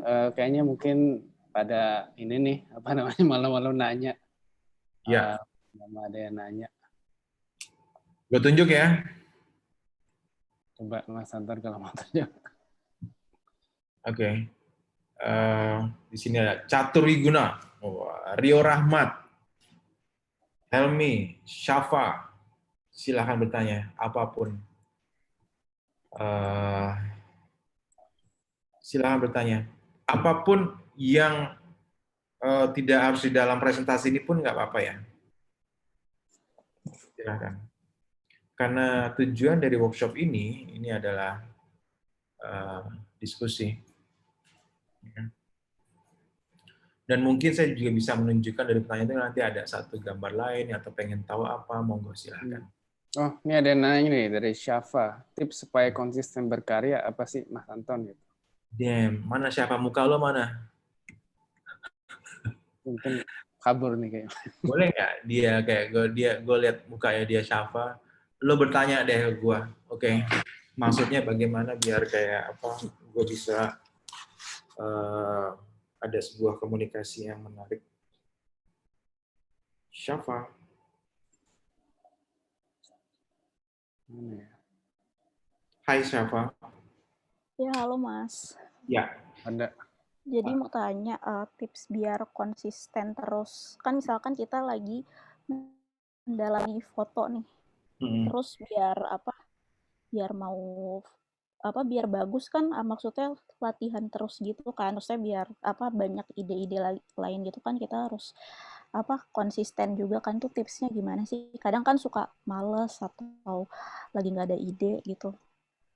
Kerjaan lo apa? Gue mau nanya. Karyawan swasta sih, tapi suka hobi foto. Hobi foto ya? Oke. Hobi foto, karyawan swasta. Oke, kerja 9 to 5 gitu ya. Sampai rumah udah malas, anjing, kayak gitu kan.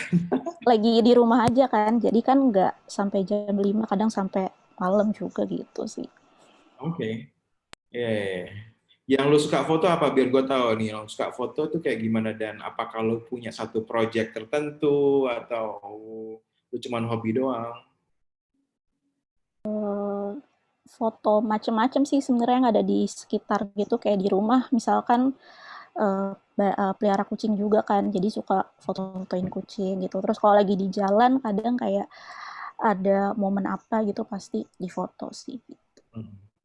Oke. Nanti gue akan jelaskan, tapi juga akan gue minta Mas Roni tanya gimana ya nanti metode dia bagaimana. Tapi kalau misalkan gue ya, Syafa, kalau gue untuk konsisten bagaimana, gue inget ya, kenapa gue mau terus? Karena gue gak ada pilihan. Satu itu, gue gak ada pilihan bahwa gue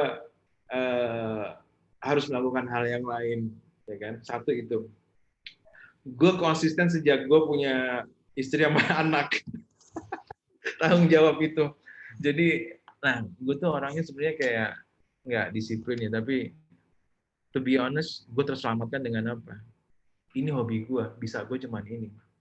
Dan tanggung jawab ini menjadi satu dorongan gue untuk terus-menerus melakukan hal ini. Dan akhirnya itu yang tadinya menjadi sebuah tanggung jawab, yang akhirnya menjadi sebuah enjoyment gue. Gue selalu bilang ke diri gue harus mencintai apa yang gue kerjakan, ya kan? Dan untuk mencintai pekerjaan gue selalu mencari variasi. Makanya kayak Mas Roni tadi bilang, oke, gue baru bosan nih kayak gini. Tapi gue tahu bahwa gue mencintai yang namanya motret. Gue geser dikit deh, gue masak dulu deh, atau gue nanam-nanam dulu deh, dan gue balik lagi nih. Dan gue selalu membuat sebuah archiving. Jadi apapun yang saya foto, mau apapun, saya kumpulin aja dulu. Saya masukin ke dalam bin atau dalam sebuah sebuah tempat yang satu saat itu ntar gue buka lagi, ya. Gue buka lagi yang itu kayak misalnya lo ke tempat gue kayak museum yang gue pun nggak tahu itu apa, dan akhirnya pada saat gue buka lagi itu bisa menjadi sebuah trigger gue untuk lanjutin lagi. Dari gue adalah seperti itu. Jadi gue berkarya tanpa gue pikir, tapi kayak apapun gue masukin dulu kayak museum, tapi gue cuma make sure bahwa gue mempunyai sebuah archiving yang bagus aja dulu. Ya, seperti itu. Syafa. Mudah-mudahan untuk jawab. Kalau lo gimana, Ron? Mungkin udah elaborate kali jawaban. Tapi kalau gue sih mungkin gue mencintai fotografi. Gue bosan memotretnya kadang-kadang. Kadang bosan, tapi gue tetap suka lihat foto, gue demen. Cuman gue bosan motretnya kadang-kadang gitu. Jadi kalau lagi bosan gue ya apalah, keluar cari angin. Tapi paling sering gue ngeliatin nih foto-foto lama. Oh bisa ya dulu kayak gitu. Terus dijadikan sesuatu foto-foto lama itu. Oke, iya. Sebenarnya kan sama juga kayak ngegali archive lo kan, jadi kayak nge-trigger lo untuk percaya lagi. Jadi buat gue mungkin ada banyak foto yang dulu gue ambil, yang gue anggap itu nggak bagus, tapi pas gue lihat itu justru lebih bagus daripada yang gue pilih pada saat itu, karena itu memberikan rasa atau memori lagi gitu. Sedangkan foto-foto yang gue pilih kadang keren aja pada saat itu. Oke. Jadi kayak butuh dimarinasi dulu ya, diendapkan dulu ya kayak makanan ya. Jadi pas gue lihat sekarang, cara pandangnya udah beda gitu. Jadi diri gue ya sekarang jelas beda main dulu. Oh bisa ya gue kayak dulu, gitu tanpa sadar gitu. Dan itu justru lebih bagus foto-foto yang waktu itu gue ambil tanpa pretensi gitu. Ada banyak foto yang gue pilih dulu kan, keren nih karena mirip fotonya ini gitu. Dan sekarang gue lihat ya biasa-biasa aja sih. Sekarang kalau gue lihat, gue lebih dengan foto-foto yang gue foto ceklek udah selesai gitu. Mungkin lebih udah ingin membuktikan ya pas dulu ya. Iya, dulu gue butuh pembuktian ya. Buktikan pada sendiri. Ada yang lagi nanya nih? Ada yang nanya lagi? Terima kasih Mas, makasih Mas Anton, Mas Roni, terima kasih. Dari Siska, pernah gak sih tiba-tiba diterpa rasa nggak pede atau ngeblank saat berkarya, dan gimana tuh ngatasinnya? Oke, Siska mana Siska? Mana Siska? Lihat dong, ayo ngomong, tanya. Mana Siska? Tampilkan wajahmu.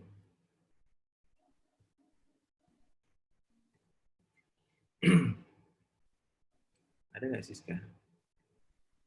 Atau nggak berani menampilkan wajah? Siska. Udah nih. Apa? Siska di Esperanza ya? Iya, Siska Esperanza. Hai. Hai. Hai, gaptek gimana pakai videonya? Itu udah kelihatan tuh. Udah. Lihat. Ya Pak ini biasa sindroma PD, nggak PD-nya akut banget. Jadi kalau Pak dulu dari zaman kuliah sampai berkarya gitu, pernah nggak sih yang tiba-tiba, aduh gimana nih? Dikira walaupun persiapannya udah cukup gitu ya, terus nggak tiba-tiba aja nggak pede, tiba-tiba ngeblank gitu, terus gimana ya bisa twist gitu, apalagi kalau lagi ada klien atau gimana. Itu aja sih Pak. Thank you, makasih Siska. Tips-tips gitu. Iya, oke. Thank you Siska. Nah, pertanyaan ini, maaf tapi gue pernah disindir sama temen gue, Ton, lu tuh berhasil bukan karena lu pinter, tapi lu berhasil karena lu nggak tahu malu. Jadi bener-bener, gue pernah pameran lukisan tuh hancur banget, tapi gue pamerin gitu loh, Siska. Kayak si Yogi yang ngomong, dan itu nampar banget, tapi gue nggak bagus-bagus sama, tapi kayak mungkin karena gue nggak punya malu itu, ya kan? Nggak punya malu, dan akhirnya terus aja. Tapi satu hal yang selalu gue perhatikan itu adalah gue harus punya kepercayaan tentang karya gue. Oke. Kepercayaan itu kan belum tentu benar untuk orang lain, tapi kayak mungkin itu yang gue coba pahami. Gue tuh mau ngomong apa ya? Oke, itu yang harus gue pegang aja, kayak gue mau ngomong ini, ya. Dan ini adalah karya saya yang baru hadir sini adalah karya saya yang baru belajar fotografi selama 3 bulan. Jadi, tapi saya mau ngomong ini. Gitu. Jadi kayak saya selalu berusaha selalu jujur tentang pengkaryaan saya. kayak di lukisan juga bahwa kita lukis sudah lama. Enggak, gue baru lukis setahun. Ini proses saya. Gue ngomong, ini gue baru belajar. Gue disikat teman-teman seniman gue. Bilang, lu baru berproses selama setahun. Siap, bos. Kayak gitu. Makanya, proses ini menjadi penting, kan? Ini adalah proses pemikiran saya yang 3 bulan. Saya mendapatkan ini. You can feel free to judge me. Ya, apa yang harus saya lakukan? Ya, gitu sih, Siska. Keren. Keren.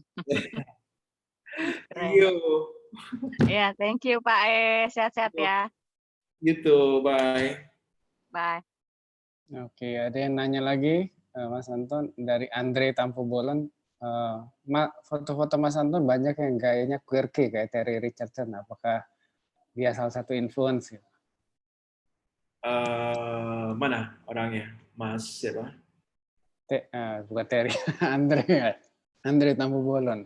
Andre Tampu Bolon. Hai Andre.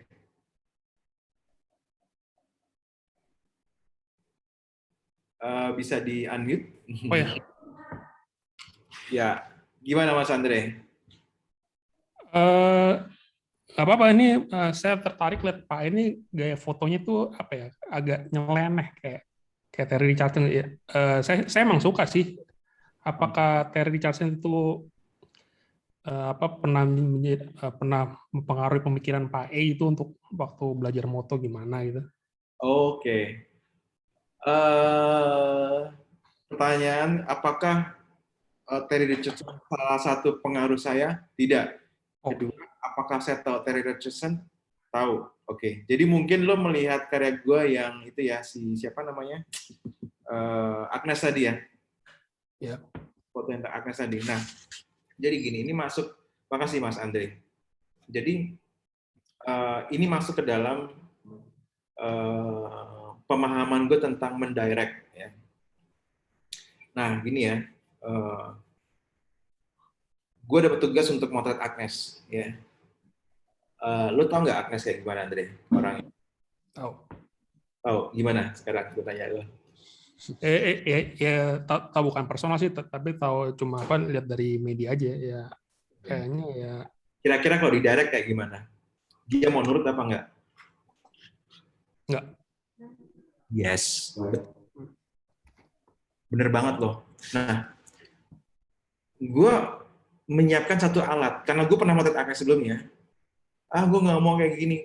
Gue kalau udah ngeset ya, gue tahu nih anak pasti diputerin musik hip hop. Gue ngedance kemana-mana. Yaudah. Akhirnya apa? Gue nggak mau mendirect dia, tapi gue pengen mengcapture apapun yang dia lakukan. Dan akhirnya apa? Gue harus punya satu dong, ring flash dong. Mau dia kemana-mana, gue sikat aja, jedar. Itu yang gue lakukan. Yang gue lakukan pas pada saat itu adalah, gue taruh poin-poin. Gue ada patung, ada telepon, ada tirai, Agnes. Media lo tuh adalah itu. Terserah lo mau ngapain aja. Lo gue kejar. Siap ton, gue pasangin musik, ngedance ya, jedar.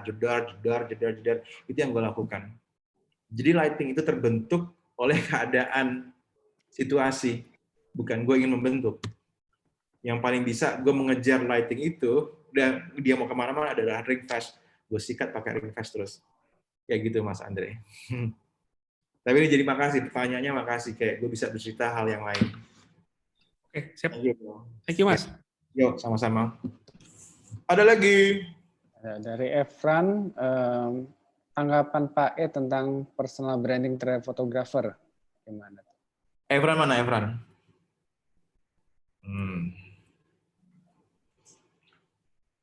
Efran. Di unmute. Ada ya?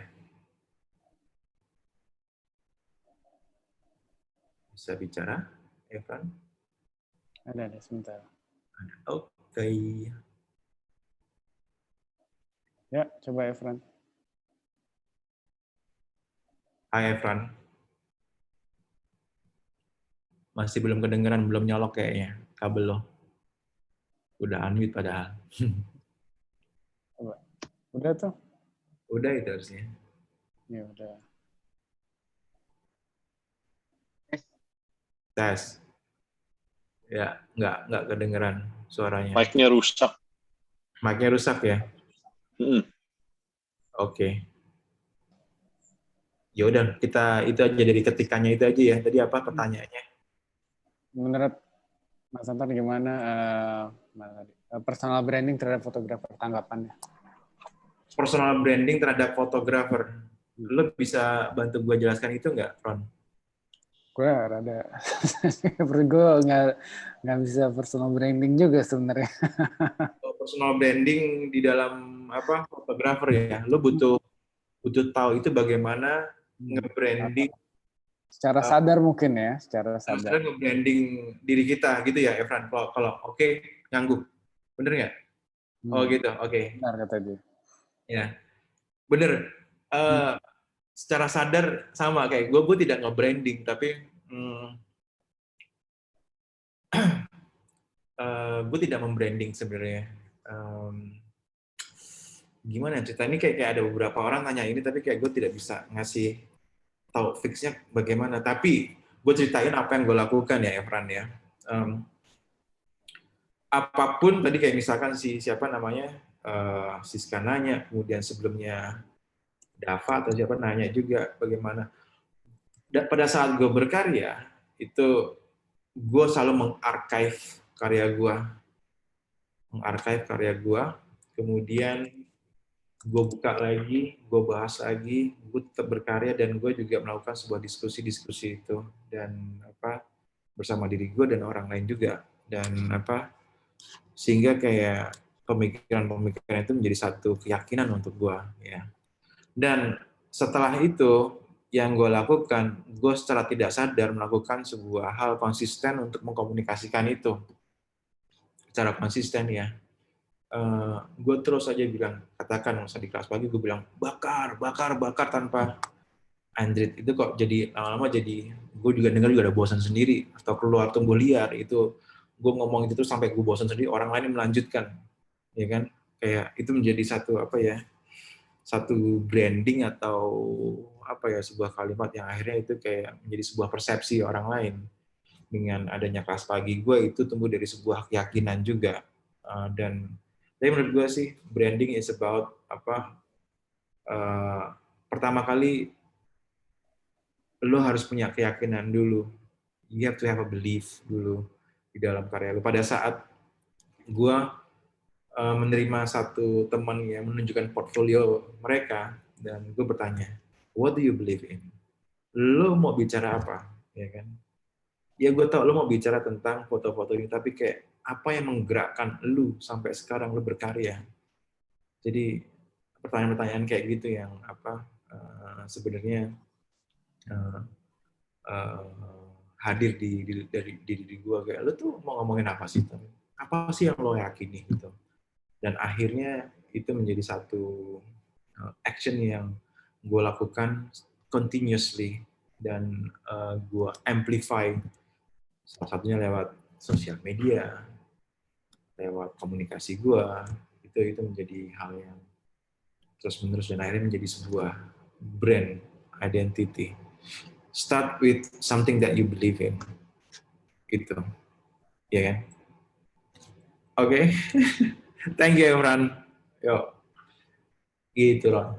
Oke. Mungkin ada 2 pertanyaan lagi sebelum kita tutup ya. Ada dari trotoar yang namanya.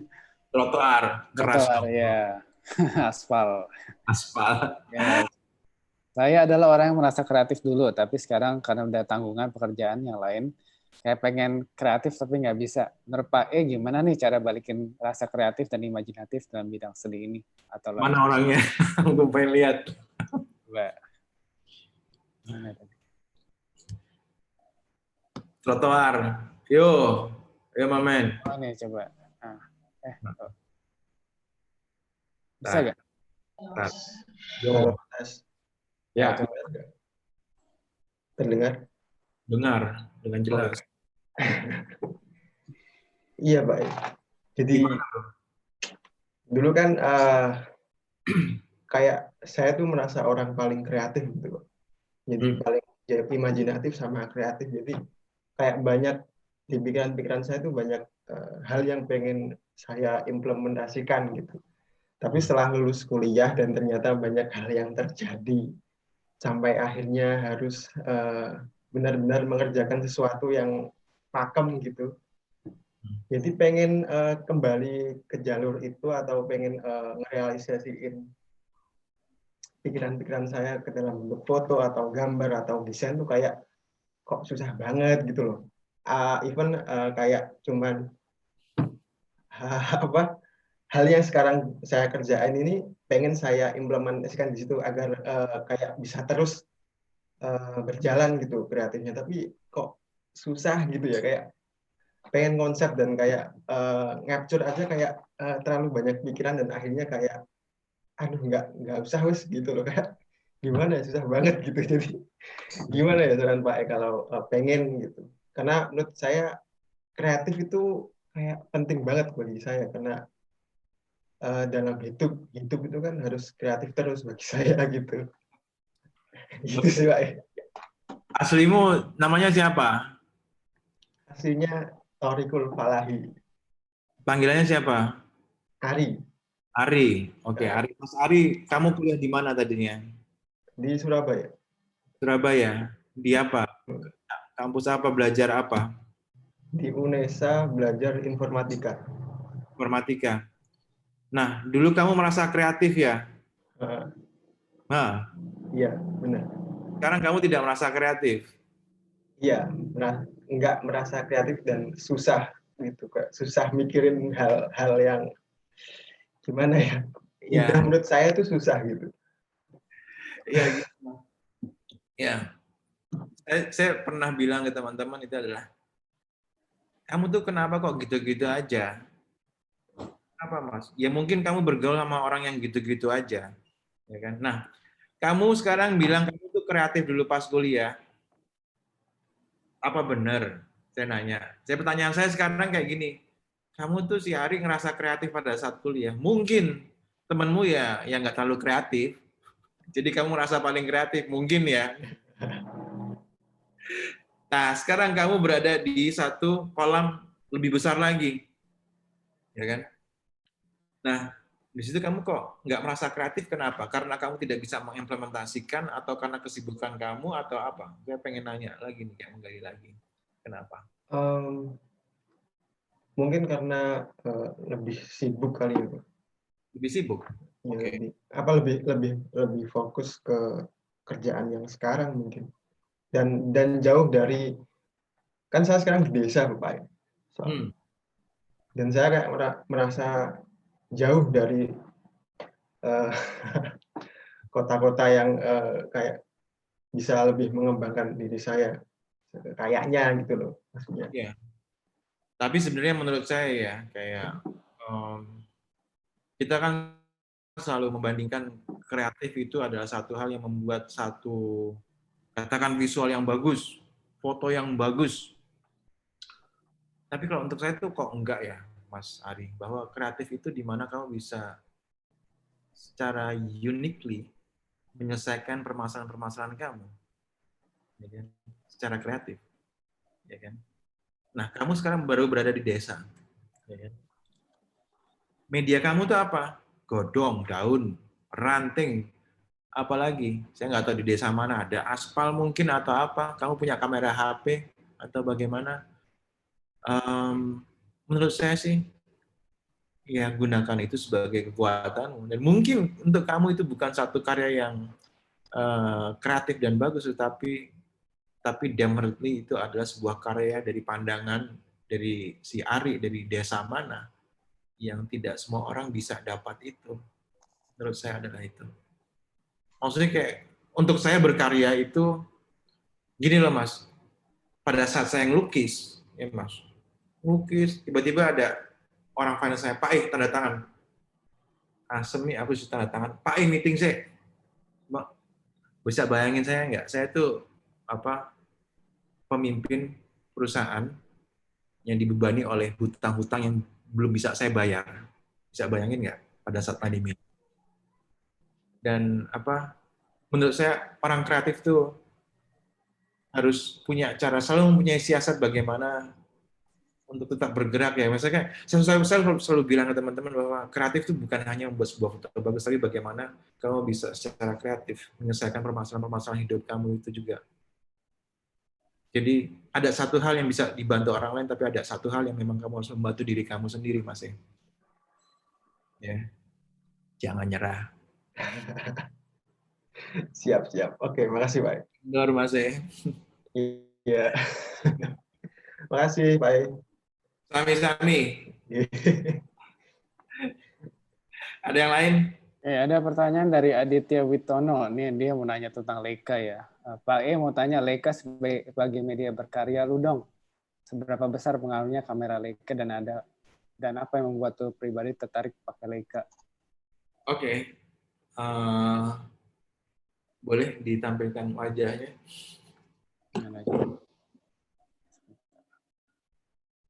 Aditya.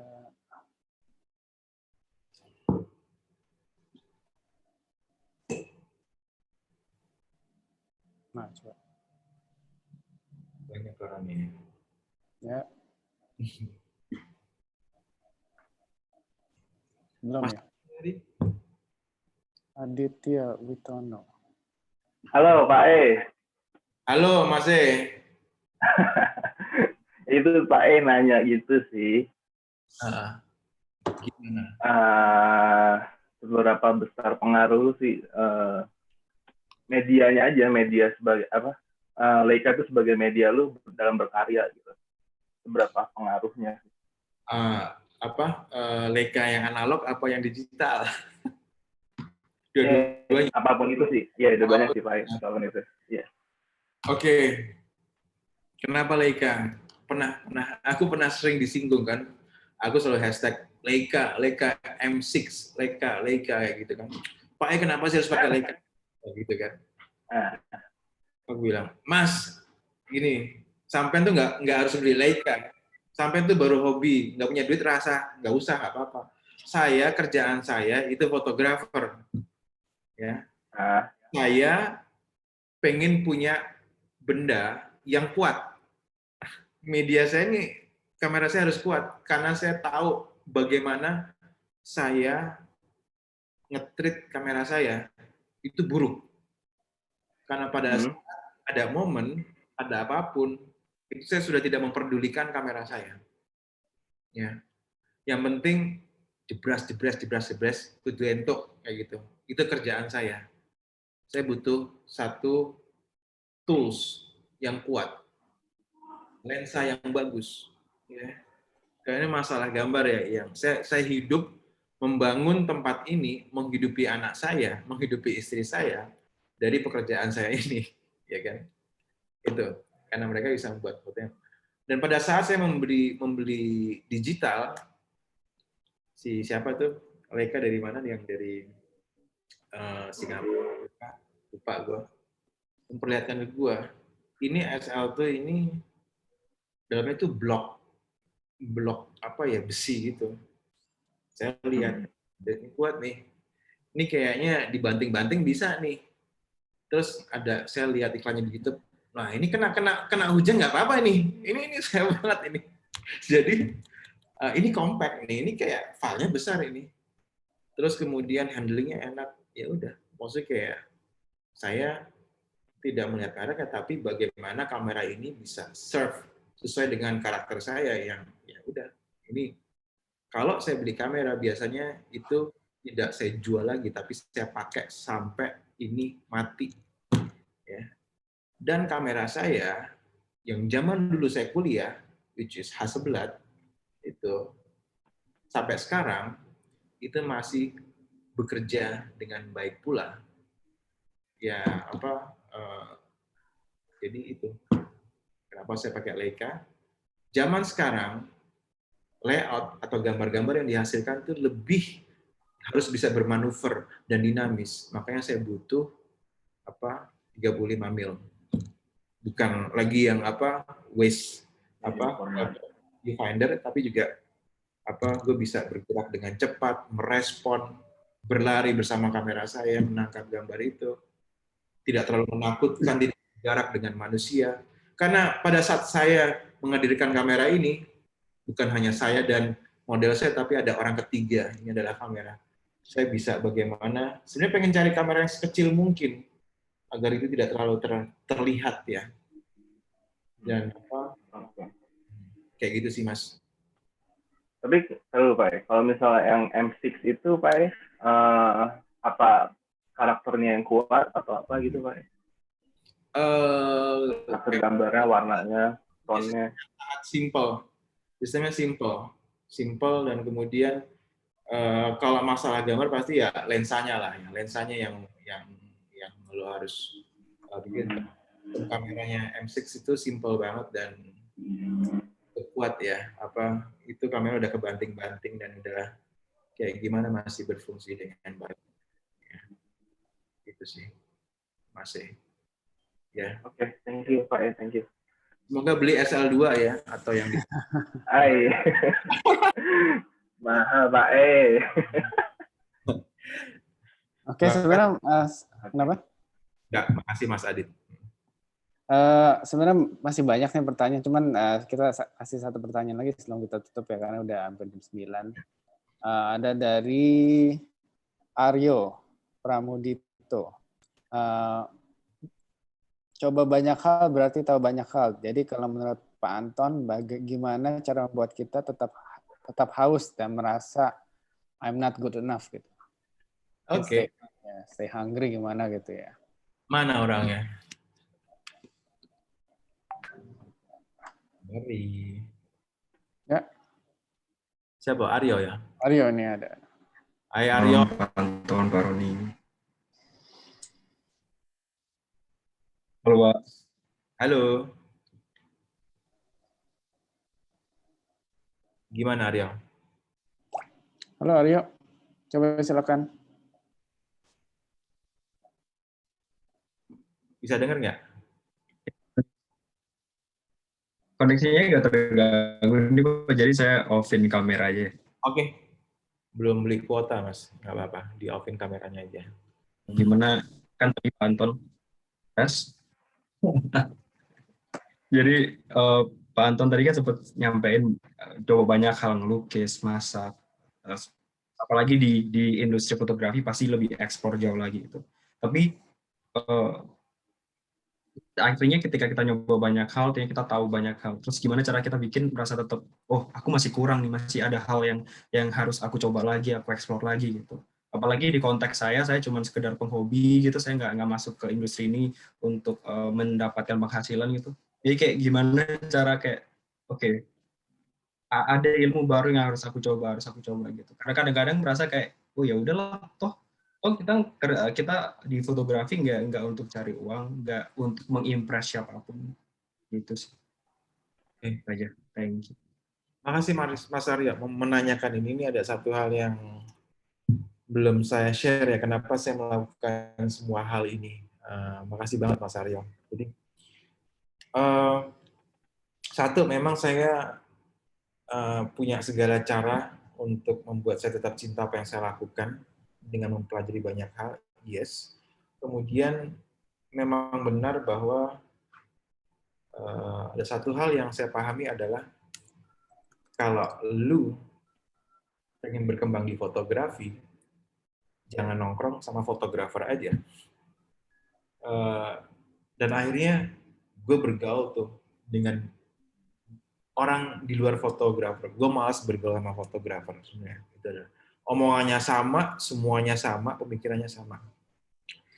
Dan akhirnya gue mempelajari kesenangan gue yang lain, katakan memasak, menanam, dan ternyata gue bisa belajar banyak hal di situ. Jadi gue melakukan itu bukan karena gue suka aja, tapi kayak gue bisa belajar banyak hal di saat gue menanam, gue bisa aplikasikan di memasak. Pada saat gue memasak, gue mempelajari tentang karakter spices itu atau rasa. Ternyata rasa itu sangat subjektif dengan pola pikir manusia juga, sama seperti foto juga.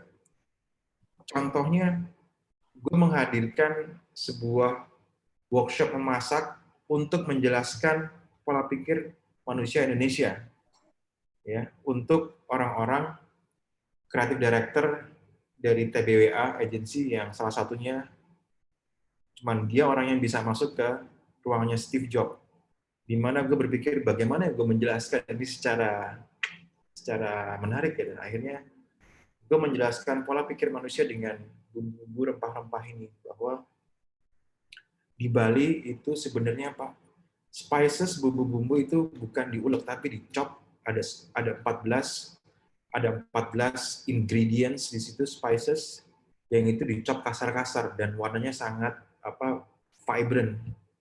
Kalau dikoneksikan orang Bali kayak gimana? Berarti kayak gini ya Ton orang Bali. Ya udah, saya puterin tariannya, jedar jedor jedar jedor. Kalau orang Jawa ini adalah pakai manis, kemudian diendapkan dulu. Berarti orang Jawa itu kira-kira sabar banget ya. Dan very sweet, Anton. That's true. Jadi pola pikir itu saya bawa dan saya pelajari lagi, dan ternyata saya bisa tahu segala hal dan banyak tidak ada sebuah garis benang merahnya, Mas Aryo. Itu yang menarik tentang saya mempelajari banyak hal ini, bahwa ada satu hal yang ini tentang komunikasi manusia, tentang manusia. Even saya belajar makeup, even saya belajar ngeblow rambut, arahnya kemana, pakai sisir apa, dan saya mempelajari itu, Mas Aryo. Jadi bukan untuk saya ahli, tapi saya pengen banget melihat dari persepsi yang berbeda-beda, dan itu memperkaya diri saya. Begitu, Mas. Apakah sudah terjawab? Ya. Sudah. Thank you, Pak Anton. Aryo ya, udah tanya. Oke, sebenarnya masih banyak pertanyaan, cuman kayaknya waktunya udah malam ya. Ya. Mungkin lain kali kita bisa undang lagi Mas Anton, mungkin bisa datang langsung ke kelas pagi Jakarta sambil kopi, sambil proses foto, sambil menikmati masakan Mas Anton. Tuh. Makasih Mas Antonnya udah meluangkan waktu malam ini, udah 2 jam ya dari jam 7 tadi. Ya. Mungkin dari Jacqueline sama Bernard ada tambahan sebelum kita tutup? Enggak juga sih, mungkin terima kasih Mas Anton sama Roni, termasuk juga untuk audiens semuanya yang sudah join dengan kita 2 jam selama ini. Again, very unique individual, Mas Anton. Terima kasih untuk being so open and sharing. I think it's a lot of things that we can learn from you, and of course from each other. Yes. So thank you semuanya. Thank you semuanya. Please stay safe and stay healthy, everyone. We will do our best to be together to ride out this difficult time. Thank you semuanya. Selamat malam ya. Thank you. Looking next. See you all again next. Anton, makasih ya. Thank you Jacqueline. Thank you Mas Anton. Thank you Roni. Thank you semuanya. Thank you. Good night. Good night. Bye. Thank you Mas Anton. Siap. Yeah. Ron, thank you Ron. Yeah, thank you. Thank you. Yeah. Jacqueline mana ya? Maybe we stay for a while. Jack?